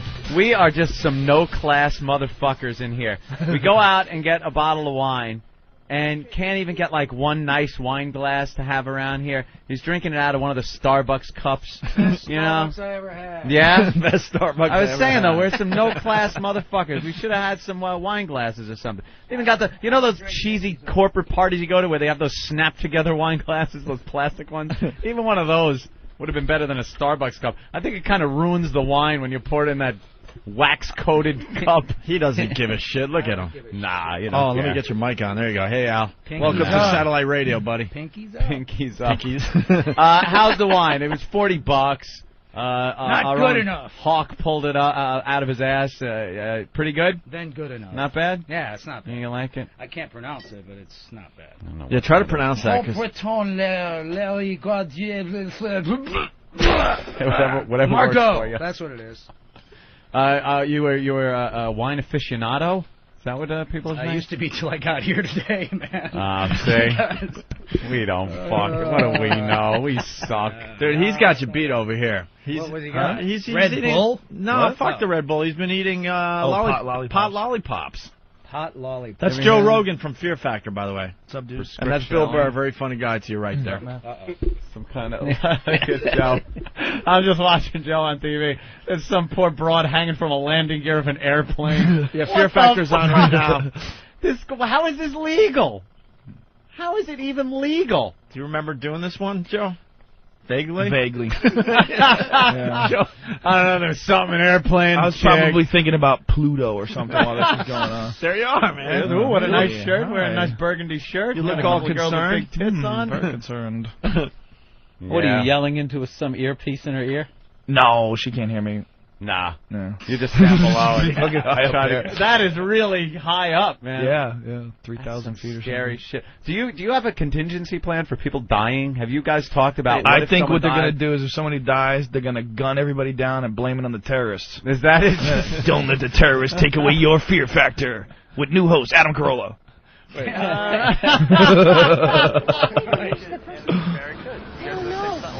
How do you think Nicole and Stephanie are going to do? I'm gonna be shocked if they do it. It's hard. All right, it's nice meeting you. Take it easy. Get out Bye, guys. Take care, Tiffany. I'm gonna Joe's all stoned. Joe's psyched now. Good. I would Two have more loved left, to win the and I'm out of here. $50,000, but I would have really I loved like Walk the walk away. of shame. Yeah, the walk of shame. Just get the fuck out of here, you failure. So dumb.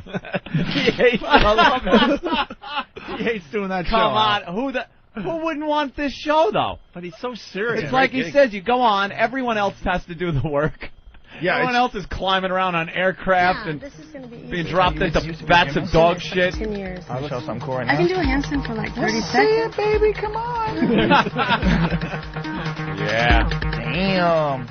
I used to make All my right, sister don't do waste all your handstands energy. I'm on impressed nightgowns. already. I My can't do sister's that. friends. That's pretty badass. Wonderful. Pretty solid. And my sister. All right, you ready? Yeah. Go take some ass. I'm betting on you. All right. I can't say that anymore, by the way. What? I can't say kick ass anymore. Can't say that. They told you not to say. Not only that, they told me I can't say hell anymore. I can't say, all right, let's get the hell out of here. You can't say hell. kidding No. The lowest rung on the bad word food chain. That is the lowest rung. Yeah, hell. Yeah, an imaginary world where the bad guy lives in a land of fire. And you can't fucking say that anymore. How fucking stupid are people? You can't say hell anymore. Whoa! That's like the only progress we've made in regards to religion is that if you bring up the devil, people think you're fucking crazy. You can talk about God all you want. You know, the president can talk about God on television, but if you ever got on TV and said, we found Satan in Afghanistan and we're tracking him by radar, you'd be like, okay, what the fuck? Satan's bad. Right, but if there's a God, there's got to be a Satan, right? Doesn't it work like that? What about cock and pussy? Those are two different things. You could in context. I don't right? think if you can't say hell, I'd be willing to say cock and pussy on Fear Factor out of the question. Don't you have cats on Fear Cocks Factor? are roosters pussy. and pussy is a cat, Yeah, right. right? Yeah, I don't think that. You know that wouldn't fly? You can't hold up a dead cat and Joe Rogan will say you have to eat this pussy to get through to the next level. I don't see it happening. That's got to be legal. Yeah, to battle the cock, which is this rooster in a cage here. Eat the pussy to You're battle afraid the of the cock, are you? Afraid of the cock, little lady? On Kids Fear Factor? A bunch of people want to say hi to Al. Let's go to Tim in Illinois. Tim. Go away. What's up, Tim? Al, I used to love eating lots of ass and listening to your music back in the day. Me too. Joe Rogan, rock. Thanks, dude. I ain't got shit else to say. Punch it out. Wow. That's all you had? Well, that was pretty enlightening. A lot of people give you big respect there, Al. Ministry was the single most important influence in the sound and concept of Nine Inch Nails. Trent Reznor, 2005. He said that? Hell yeah. What a pussy cuck. Hell. And Scott Ian from Anthrax said, I'm not a religious man, but I've been a faithful follower and member of Al's ministry for over 20 years. He's got that right. He's not a religious man. Yeah, I know that. Yeah. Well, you've been around a long time. What do you think of today's music? I think I'm getting pretty old. Is that it? I'm like, what, 69, 70 years old now or some shit? Like Hold it up. 25 years. That's gross, man. 25 years. My liver is pissed that I've been in this music business that long, man. Do you listen to anything new or? No. I hate don't like it all? I really do hate music. Really? I watch Fear Factor and wait for them to say cock and pussy, and that about takes up my whole night, all right? You'll never get a straight answer. We got two people in the studio that hate what they're doing. All right, Joe. But it pays well. Oh, that's funny. But it pays well. No, he obviously does it. What is it? Your chat there. I thought I saw a Blue Oyster Cult thing going on there. That is a Blue Oyster Cult thing going on. That shows you again. I mean, Fan that of was the- like, what, 1931 that they were big or something? It's like, They got me through the war, the big one. The big one. He's got Herman's Hermits across his back. This guy's going to be around forever. Yeah. Yeah, a lot of people giving you legendary status. Oh, They're saying you're a fucking legend. Uh-oh. That's not... I don't know how good a thing that is in rock music. Well, it gets me out of some speeding tickets, but... Does it? Other than that, it's not really worth much. Yeah. What do you do with yourself these days? Touring? Not yet. No? No. Recording? It's the big one coming up. The big one's coming up? We got Revolting Cocks opening for Ministry on this tour, which is going to probably require an oxygen tank for me when I'm done doing both shows, right? Come out in a walker for Ministry, I think, but... Can't be that old. I'm getting there, dude. Yeah? Yeah. Well, I mean, I'm 46. My liver's about 91, so it gets a little gets rough. a little bit hard for the second show. Live the life the whole time I just you've have been... to just pump a bunch of Viagra before each show. I don't think you need a hard-on. Interesting. You could just get a cucumber. Have a sandwich. Gets in the way of the guitar. He's playing it so far from Hey, his wait phone. a second. If you play your guitar over your cock, you're not a guitar player. You got to be able to hang it down over your cock. So you got to wear your guitars low. I hate those Low guys that wear the slung. high waistband golf pants and then wear their guitars up high like those old jazz cats. That's disgusting. That's man. like back in the 60s, the early 60s, the It's just English real guys. gross. Right, were right, way right. up high like Exactly. that. George Harrison was up way up high like disgusting. that. Disgusting. Yeah. Yeah. You got to wear it That's what he sling died like a from. It's like gunslinger. high guitar disease. Is that it? Yeah. He gave him a tumor Yeah, being up so close to his chest. Yeah, All right, let's go to Rev on Whackbag. Rev, what's up? What's up, gentlemen? Hey. Hey, I just wanted to ask Al if you got any shit from anyone on the religious right for nicknaming himself Al Qaeda for a while there. Oh, Did you call yourself Al Qaeda? I was Al Qaeda, then I was Al Jazeera, and I've been Al lots of things. Alchemy, aluminum, alcohol, you name it. So I mean that was just a little phase. And Yeah? yeah, I got shit from the right. I mean, why wouldn't I? That's awesome. And that's what you were gunning I for? love those guys, man. I mean, for a while they had me on some religious right website that had me like public enemy number 2 behind Michael Moore, which was Wow. that was pretty Wow. good. Hard to get past that's Michael sweet. Moore. Yeah, so in a lot of different ways. Yeah, hard to get around him. Yeah, so why did you choose that? Just to give them shit, or? Yeah, pretty much. Yeah. Yeah. Not a big fan of Bush, are you? I wouldn't think you're a fan of Al Qaeda though either. No, I'm not a fan of any of them bastards. You know, I'm a fan Either of, side, right? You know, some are fans. Alcohol fan. Alcohol. Al Qaeda, not a fan. Al is a handy name to have, isn't it? It's great. Yeah. With anything behind it like that. Not a fan of Bush, obviously. No. No. You'll never see Al Bush either. No. What did you think of the last election? John Kerry. Did you vote for him, or did you think he was another asshole? Yeah. Ask No, I mean, it's just the whole special interest group thing that runs the government is what we really got to dismantle. These little prop-up cardboard cutouts that they put up. The problem with Bush, here's the problem with Bush. In a sense, I almost appreciate Reagan now, because at least Reagan knew he wasn't running things. He was just acting as president, right, as an actor. And Bush actually thinks he is. Which is creepy. I mean, he actually thinks he's running things and shit. We were talking in the office about Bush and how much, like, I just can't stand him. And I was a supporter of him early on. And when you look at somebody, even like Reagan or Clinton, for that matter, two opposite ends of the spectrum, you remember during their presidency them sitting at their desk at the Oval Office and signing shit. Yeah, whatever they were doing, it was a bill for the environment, or it was some kind of tax thing that Reagan was doing that no one liked, but he felt strongly about it, or something. It was something. When you never see Bush in the Oval Office working, the guy has done nothing as far as getting this clearing. Listen, you know what was cool about Clinton and all them shots of him signing shit in the Oval Office is he was getting a Hummer underneath the desk at the same time. Or he had to move the page because it got a cum stain on it. Imagine like some fucking important bill, you put it on your desk and a little cum starts seeping through where you signed it and smudges your signature. How wonderful that is.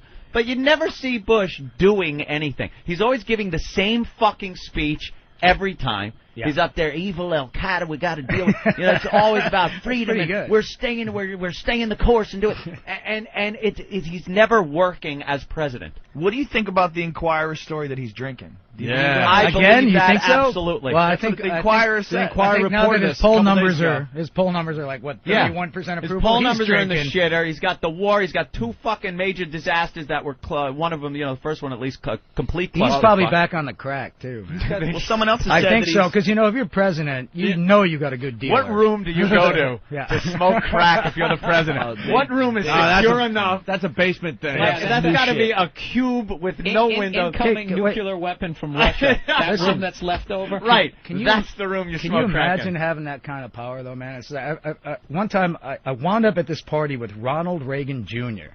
Yeah. Okay, so the first thing I asked him was like, have you ever beat off in the White House? I mean, it's like I had to ask. Was that the first? That's the very first thing, because I've always wondered that. It's like, did you put on Nancy's dresses and kind of whack it and, like, pretend to pick up the red phone and start a nuclear war or some kind of crazy shit, right? Sure.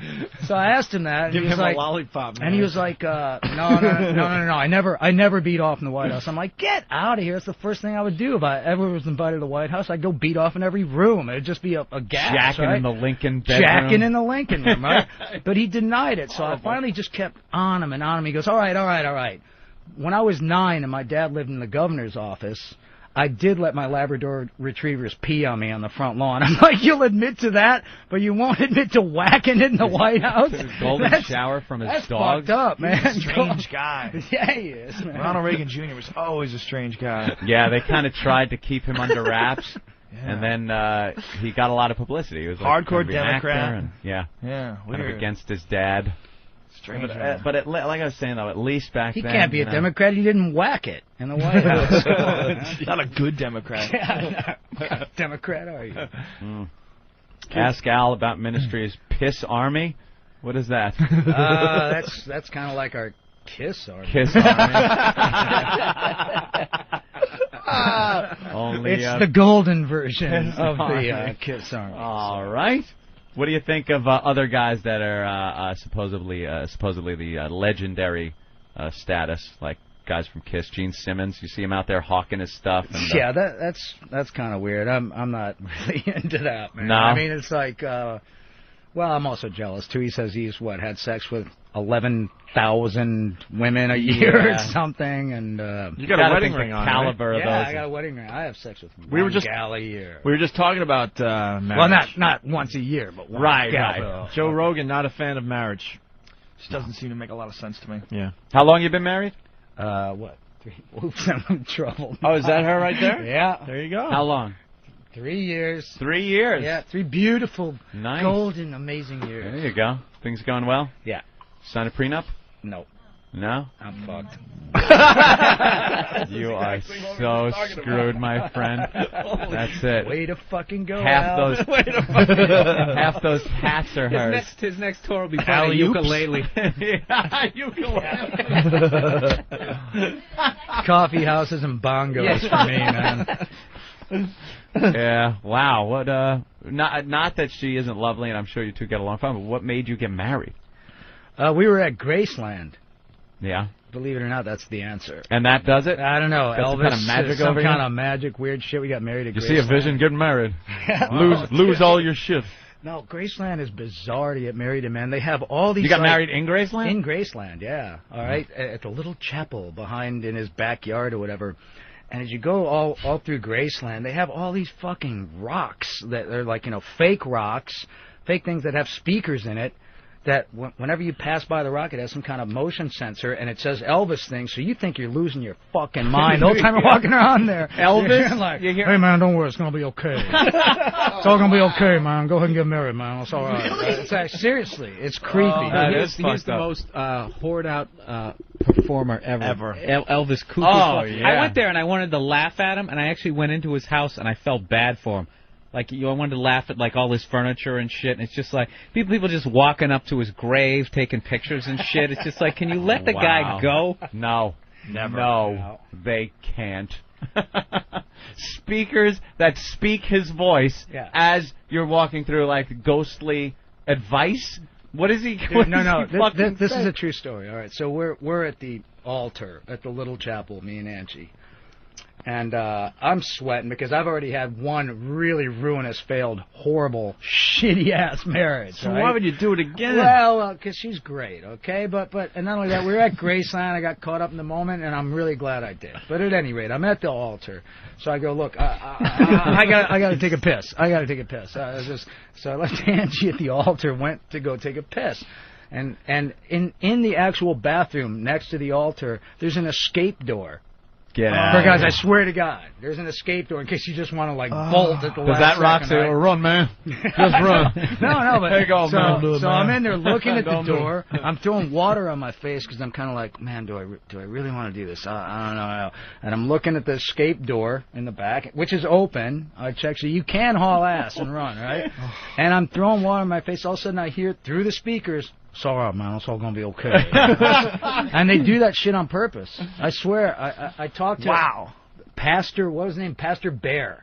Pastor Burr was the guy who looked exactly like Jerry Falwell. It was creepy, man. It's like it's creepy. Jerry Falwell married us, basically. And, they got Elvis piped through everything. Everything, man. It's creepy. It's sad, man. Did you plan on getting married there, or did you just No, it was get a there and go, hey, let's get married? Last minute thing, yeah. That's one of those places that people like Vegas and are there. People just me and decide. Brittany, it's like the same kind of deal. Disney. His house is like hooked up from it was like his house was this shit in like 1972. Yeah. See, he has Elvis used to like to watch all the football games, and he has like three TVs that are like the kind you have like in your kitchen on the counter that you don't even fucking have cable hooked up to. The Zenith that we were talking about yesterday. Zenith TVs to watch the football. Trinitron. Yeah. That's a hell of a way to get married there, Al. They left. Thanks, guys. Yeah, they left everything like it was at the time. Hey, that's great. You are really going to polish off that bottle. How many bottles do you say you go through a day? About 17. 17? Yeah. Get out of here. Well, no in way. between 3 and 17. How many? How many? Hold me up. One. Yeah, she's saying one. Angie's, so the truth lies somewhere in the middle, which Angie's is still blowing a up your lot. spot over there. Oh, you're asking me what she allows me to drink before the rolling pin comes out over the head. That's one. She don't look like I a know, rolling it's only pin type. It's only 10:30. He's already done with his first one. It's a hell of a... Hey, we got Mark from Iowa. Go ahead, Mark. I was going to say Al should change his name to Al Amoni. Hey, thanks a lot, asshole. Very good. Very nice. Very nice. Funny one. Go ahead, spread that idea around. Nice job. Some guy called Radio Guy. Radio Guy. Hey. I just wanted to ask Al about, back in the day, they used to sound like the Pet Shop Boys. So I was wondering what he thinks about, what the music they did back then. Do they still get fans coming, like, asking for that kind of crap? Hell no, man. I killed the pets. What? But the earlier music was more what? Oh, the early music was complete crap. The record label had me basically like Milli Vanilli. Ouch. Without the dreads. Oh, it was Really? gross. Yeah. No, I mean, seriously, I had stuff written for that record that wound up 2 records later because the label I was on was like, they appointed a producer, they wrote the songs, they wrote the choruses, they appointed everyone for me, and I just sat around like, when do I lip sync? And what year was this about? 83. 83, and it was that type of like Pet Shop Boys sound? It's disgusting, yeah. Wow. I've long disowned Any songs that we record. would know from that? I hope not. We'll look it up. You got any? Fuck you, man. That's it. I'm 2 bottles just now. leaped right on it. Let's look it up, man. Look at us. Look at us. Wait. Pop it up. Some titles. Listen, I just went through hell this morning on ESPN, all right? I'm a Blackhawks fan, lifer. Yeah. And the first thing they show when I'm on there is the 1971 shot of Henri Richard in Game 7 against the Canadiens in 71, beating Tony Esposito. I was curled up in fetal position, started sucking my thumb and crying, whimpering like a baby on ESPN. Now you guys are going to fuck with me hard on this, too? You guys suck. We have fucked. The thing is, though, we've brought out our first ever broadcast on the radio, mine and Opie's, and it's horrific. It's impossible to listen to. Yeah. Jimmy Norton brought his first tape of doing comedy. And it's one of those things. It's a cringe moment. Yeah. 2004. Sometimes you just have to sit through. But I'm only allowed 1 cringe a day. Is that it? I already had my cringe. 2005. Keep going, Nathaniel. No, Nathaniel will never find it. You'll probably get lucky and it won't be on. I will kick your ass. Seriously, I'm going through that bulletproof glass fucking window, and I'm We got totally Joe Rogan. tearing We're not into you, scared. man. Let's All find right. He will kill you. How's that for a Fear Factor episode? Will you jump through that window and kill that man? This looks like a murder. There's a girl with an electric eel in a tank surrounding her head. They're morays. Oh, moray? I remember this episode. Morays are nasty, too, though, right? Yeah, they're dangerous. They'll bite your Al, face They off. bit the shit out of one of the guys You're that was safe. handling it. In our master computer, Really? we don't have the 1983 Hey, stuff. dude, get some brown recluses on your show. Look what they did to me. Check that out. What the fuck is that? What are those? I got bit by a brown recluse. They wanted to take my arm off. What is a brown recluse? It's a crazy fucking spider. asshole brown hairy spider, man. Yeah, in Austin, Is that Texas. what those divots are? Those looks like someone took an awl. No. See this right Where here? was that? In Austin. Texas, yeah? Yeah. Got them so bugs there? the thing swelled up like Popeye's arm, right? And I'm like, no, I'll just do some Benadryl. I hate fucking doctors. So I'm like eating Benadryl. I'm just like, ain't gonna go. But they're finally like, dude, now your this middle finger is the size of like a fucking kielbasa, right? So they're like, you got to go to the hospital. So I go to the hospital. I'm thinking they're going to give me some antibiotics or something. I go in there. The first thing they say is, well, we have to take that arm off now. Holy shit. And I'm like, whoa, wait a minute. I don't play fucking drums for Def Leppard. Okay? It's like, I'm a guitar player, and I think there's only one-armed guitar player, and that's the guy the Pope keeps hostage in the Vatican that plays classical guitar with his feet. Oh, yeah. Remember that guy? That guy rules. He's not allowed to leave either. They have him hostage in there. We got to free the one-armed fucking guitar player from the Vatican. But so I was like telling him that. So they made me sign something saying like, well, if I die from the poison, I can't sue them and all this shit. I'm like, whatever, dude. I'm not playing. What did they have to do to your Leppard. arm? They had to cut it open from the middle finger all the way up. Holy shit. And From the middle drain finger fucking poison. across the palm of your hand. I drove to the hospital with a kielbasa like this. Through the wrist up to your elbow. Yeah. Wow. Yeah, so they wanted to just chop it off right away. Oh, yeah. They were like, you're gone, dude. You're going to die. And I'm like, no. So what do they do From after a spider. What do they do after they open cut it it up? open? They drain the Like, poison. what fucking and year shit. is this? And but the worst. Here's how creepy the whole medical system is. It's like right as they're putting me under, right, with the wonderful gas. Yeah, I love good that stuff. shit. Stuff's It's pretty cool. But anyways, right as they're putting me under, here comes another fucking legal beagle with like a piece of paper and a pen. As I'm starting to nod off, they're going, and you also can't sue us if they fuck up your tattoos. Oh. I mean, they're all worried about everything, man. Like, I'm like, look, just keep my fucking arm. I don't care about the tattoos, dude. I'm not playing drums for Def Leppard, okay? Did you say to him after all is said and done, do you call up that doctor and go, you were going to cut my fucking arm off, and it's fine now? Yeah. No, was the guy like lazy? Yeah. Yeah, It's like you bring a piece of shit car in, that's a total, man. We'll get you into something else. Dude, hey, they cut my toe off. In let's see Texas, they're butchers there. You want to see it? What the hell they do to your toe? I got Spider? infected. Oh, Angie doesn't want us to see your toe. Another spider. What? No, I'm showing my toe. What Yeah, the fuck? right on. Last time I was here, I thumped my whatever on a microphone and All right, let's- kind of freaked Bodie out. But the toe is actually cooler. See? Holy shit! I thought you... They cut I it thought off. you meant one of the little ones. They cut it off. No. They took out the big one. The big toe is completely gone. Oh, you want this? You want a close up? Well, should I whack it while you're like? Say it. What? You sold? I sold my toe for rock and roll. Wow. Holy shit. Completely gone. Joe, Wow. Joe Rogan, are you freaked out? Nah, Joe's seen... After I saw that guy get fucked by the horse, I'm okay. Joe has seen too much. In a weird way, it makes crazy, it more man. aerodynamic. Yeah, wouldn't the foot be better without the big toe? No, It's more believe me. efficient. It's kind of freaky because like I was shoplifting sunglasses right after I got out of jail at this Citgo. Instead of Citgo, he's the lead singer of Ministry. Jesus, Al. It's just A big hole in your sock. It's for sport. You ever go to It's the for beach? sport. Yeah, well, you know. How do you handle that flip-flop wait a thing? second. Wait a second. I got He's got to tape it on. No. Flip-flop thing is out of the question, dude.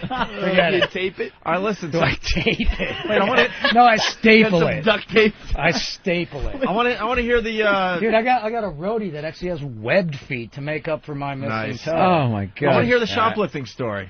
All right, so I'm in there shoplifting sunglasses, and this black chick comes in on crutches. Just Theme today. Just freaking out, man, like really struggling. I go, I'm trying to make conversation because I see that the fucking guy's staring at me by the sunglasses, so I know I'm going to get busted. So I'm like trying to play nicey, right? So I'm talking to her, and she's like, I just had my toe amputated. I'm like, so did I. When? And she's like, 3 months before I did. And I go, you're on crutches? She's like, yeah, the doctor told me I'd be on crutches for 6 months. I was out there. I walked out the next day. And so I went back. I called my doctor that took my toe off. And, first of all, they wouldn't give it back. I wanted to wear it as an earring or some shit. I was like, the fuckers took it and sent it to CDC for some reason or whatever to see if it was toxic or glowing. Toe? Toxic toe. So I called my doctor, and he's like, well, I've never quite seen this where we take a big toe off and somebody walks right out of the hospital. And he goes, the only thing I could probably fathom is that you've just been so high and drunk all your life, you're used to walking out of equilibrium, right? So apparently now I'm like normal without the toe. So it balanced things out. It balanced things out. You never said, how did you lose it? Oh, I stepped on some fucking splinter that I left in there for like, goddamn, I don't know. Are you shitting me? Yeah, I thought it was another spider or something. No, dude, the got a spider's got splinter. it in for me, dude. And I'm fucked. And didn't want to go to the doctor or something to get it out? I hate doctors. But every at time what I go point there, they take a part off me. Well, because you're waiting. You know, he does have a point. They took his toe, missing they the wanted to take connection. The arm. Yeah. There's a lesson to be learned. All right, I got it, guys. It must have turned black or something, right? Yeah, it started total. turning black. Did you at least take pictures of it before they hacked it off? No, dude, I thought it was fine. I thought eat a couple Benadryl, it'll go away. Benadryl. Where'd you get the idea that was a cure-all? I don't know, That man. Benadryl stock is just dropping. Al Jorgensen of Ministry, you're all right, man. That's great, man. We got the picture of your missing big toe up online already. Wow, that was fast. Cool. That was really fast. Damn, it's that fast. And there's Man, already you guys like are stoked. That's a real fucking rock star right there. You Sold know, my toe for rock and roll. Wow. it looks like your other toe is making up for your big toe. It's getting bigger or something. Getting wider. No, it's pissed. It's like It's got to take over got the to do all job. this extra work. Twice the work. Exactly. Twice the work, half the pay. A bunch of little kids like the dad left. Real fucking angry. You're the man now. That first toe had to become the man of the family before he even wanted to. I didn't have a childhood. He was the dad raising the other toes, and he was 16. Look, man, I didn't want it, but this little piggy is now the breadwinner. Let's go to Elmer. Elmer, what's up? Elmer. Hey, what's up, man? I want you to ask Al about the time he blew up his tour bus.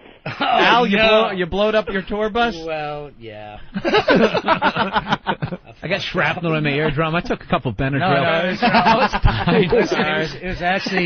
It was actually probably the fucking coolest thing with my eyes that I've ever seen. I Really? mean, probably the birth of my daughter with a close second on blowing up the tour bus. And now, what happened? Okay. So, first, I have to preface this by saying when I was in Nashville, Tennessee on the Lollapalooza tour in back in 93, kids.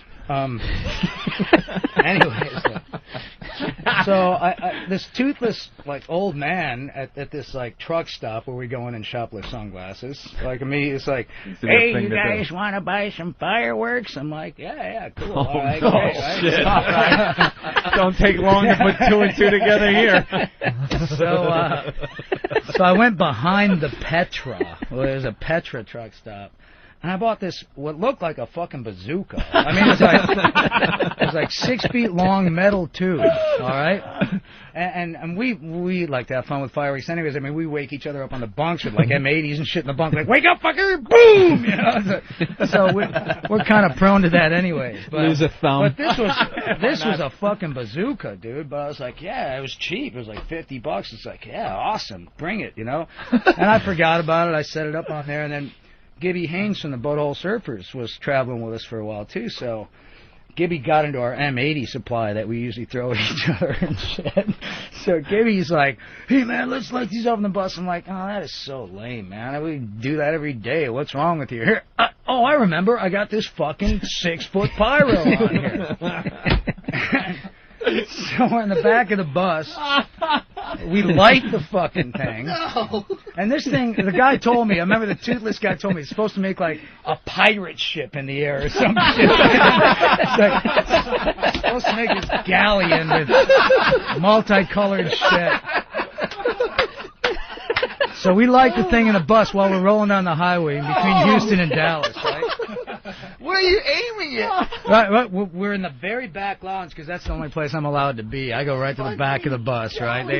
They're like, so we light it, and I'm laughing. I'm thinking, all right, we're gonna put it out, okay? I'll light it and just freak everyone out a little bit. The thing's a professional pyro. It's got an underwater fuse. You cannot put it out. So we're like, you have to cut it in front of it, right? And no one has scissors, so everyone just scrambles out of the back room, man. Just, whoa, diving into the bunks, like, oh! And it's down to me, Gibby, and this guy named Greg Workman, who runs Ipecac Records, right? And we're all passing the thing back and forth going, you take it, you take it, you take it, you take it, you take it, you take it. Funny cartoon. So it was totally, it was, Acme explosive. So at that point, Gibby jumps down into the final open bunk, shuts the curtain, and hunkers down. Me and Greg are still passing it back and forth. I finally go, Greg, that's it, man, I'm out of here. And so Greg, just gets down on one knee at the very back of the bus and aims it for the front of the bus. That's all you can do. Booyah! The thing goes off, and they had the front door closed up front because the rest of the band was a bunch of straight-edge guys playing bridge or some shit up there, and they always thought we were disgusting, so they always put us in the back of the bus. And even for them, this was pretty cool. It's or not uncool, I should say. It's just what was that explosion? Because this explosion comes up, starts hitting the door between the front and the back of the bus, like this ping, ping, ping, ping, ping, ping, ping, ping, ping, ping, ping, ping, ping. All these pellets. Pellets bounce off the door and catch every bunk on fire. All right? And the great thing about this is every fire was a different color. Because it was like Apocalypse Now on the fucking bridge scene, dude, with Lance doing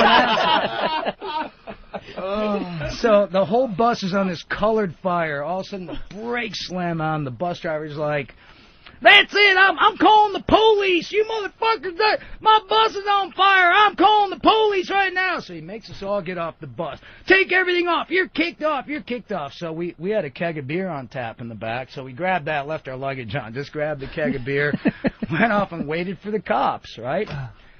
So the cops come up and see this bus on the side of the road with purple, orange, green smoke pouring out of the thing, man. I mean, it was so psychedelic, right? A crow's nest on top and sparklers. These guys were right out of fucking Dukes of Hazzard, these state troopers that came up like, boy. And the bus driver's jumping up and down, literally having a tantrum, like jumping, like, hey, yeah, I want these boys in jail. They ruined my bus. They ruined my bus and all shit. And the fucking cop looks at him and just goes, boy, get these boys back on the bus. What'd you expect? These are rockers. This ain't Mozart. Which is awesome, because we're sitting there pouring, like, drinks off a keg of beer on the side of the road, laughing our ass off while the bus driver has no solution to this, man. That's so you gotta know that's bad if it's going to make a galleon. It's not like a sparkler or fucking like an aerial bomb or something. If something's going to make a galleon, there's a lot of shit in there that's going to burn. Well, dude, the recoil sent Greg like 3 feet in the air. What a great fucking story. That's the greatest tour bus story ever. Ever. It wasn't that great. It cost us, what, $63,000? In hindsight, it's got to be worth at least $63,000. Yeah, I know. Pirate ship line's the best. The colored smoke was the best, dude. That was so Apocalypse Now. God, I wish you had video of that. That would have been insane. Kind of a little bit hectic to get a little bit video camera going, man. You take it, you take it, you take it, you take it. Great shit, man. By the way, people are checking out your missing toe picture like crazy. Cool. On opieandanthony.com. It's Al Jorgensen of Ministry. Let's say hi to Scott in good old Tennessee. Scott, what's up? Hey, Al, I was just wondering when the next album's coming out, man. Yeah, we should do some business here, right? You said Tennessee, I thought he was going to go, hey, I was the one that sold you that. I'm the toothless guy. When's the next album coming out? April 13th. That's my daughter's birthday, and that's when the new one's going to come out. Right. Well, I mean, I got one out today or something. They want me to shill, but they being the label. What's out today? Rentology. And what's that about? I don't know.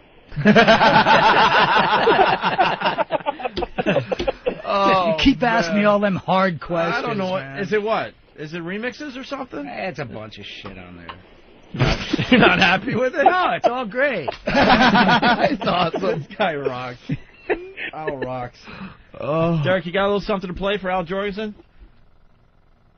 You fucking... I will attack. Go ahead, play it. Oh, you suck. Let's it. Oh, my God. No. Make it stop. Make it stop. From 1983. Shut the fuck up. No. You suck. Seriously, after I'm done here, you are so getting your ass kicked. What were you wearing when you were singing this? What was I wearing? Did you have like a vest with like no shirt? Yeah, that and a G-string, some hot We all have our crosses to bear from the past, my friend. All right, hey, make this equal opportunity. Play his first shit. It's really bad. All right. It's really bad. There you go, fuckhead. Nice job. I'm so happy with you right now. I can't believe Derek was brave enough to do that. No, that's pretty cool. He's got some balls. I may spare his life and beat him to an inch of it. How's that? We'll spare him, though. Spare him. Wow, that's terrific. No, come on. It's 1983. I ain't come here to get insulted. I can do that everywhere. We thought we were all getting along. What the hell? Nah, it's all peaceful. And we got your bottle of wine. We had to, make fun of you. Well, it's gone. It was a bottle of wine. I was going to ask you for now it's a projectile.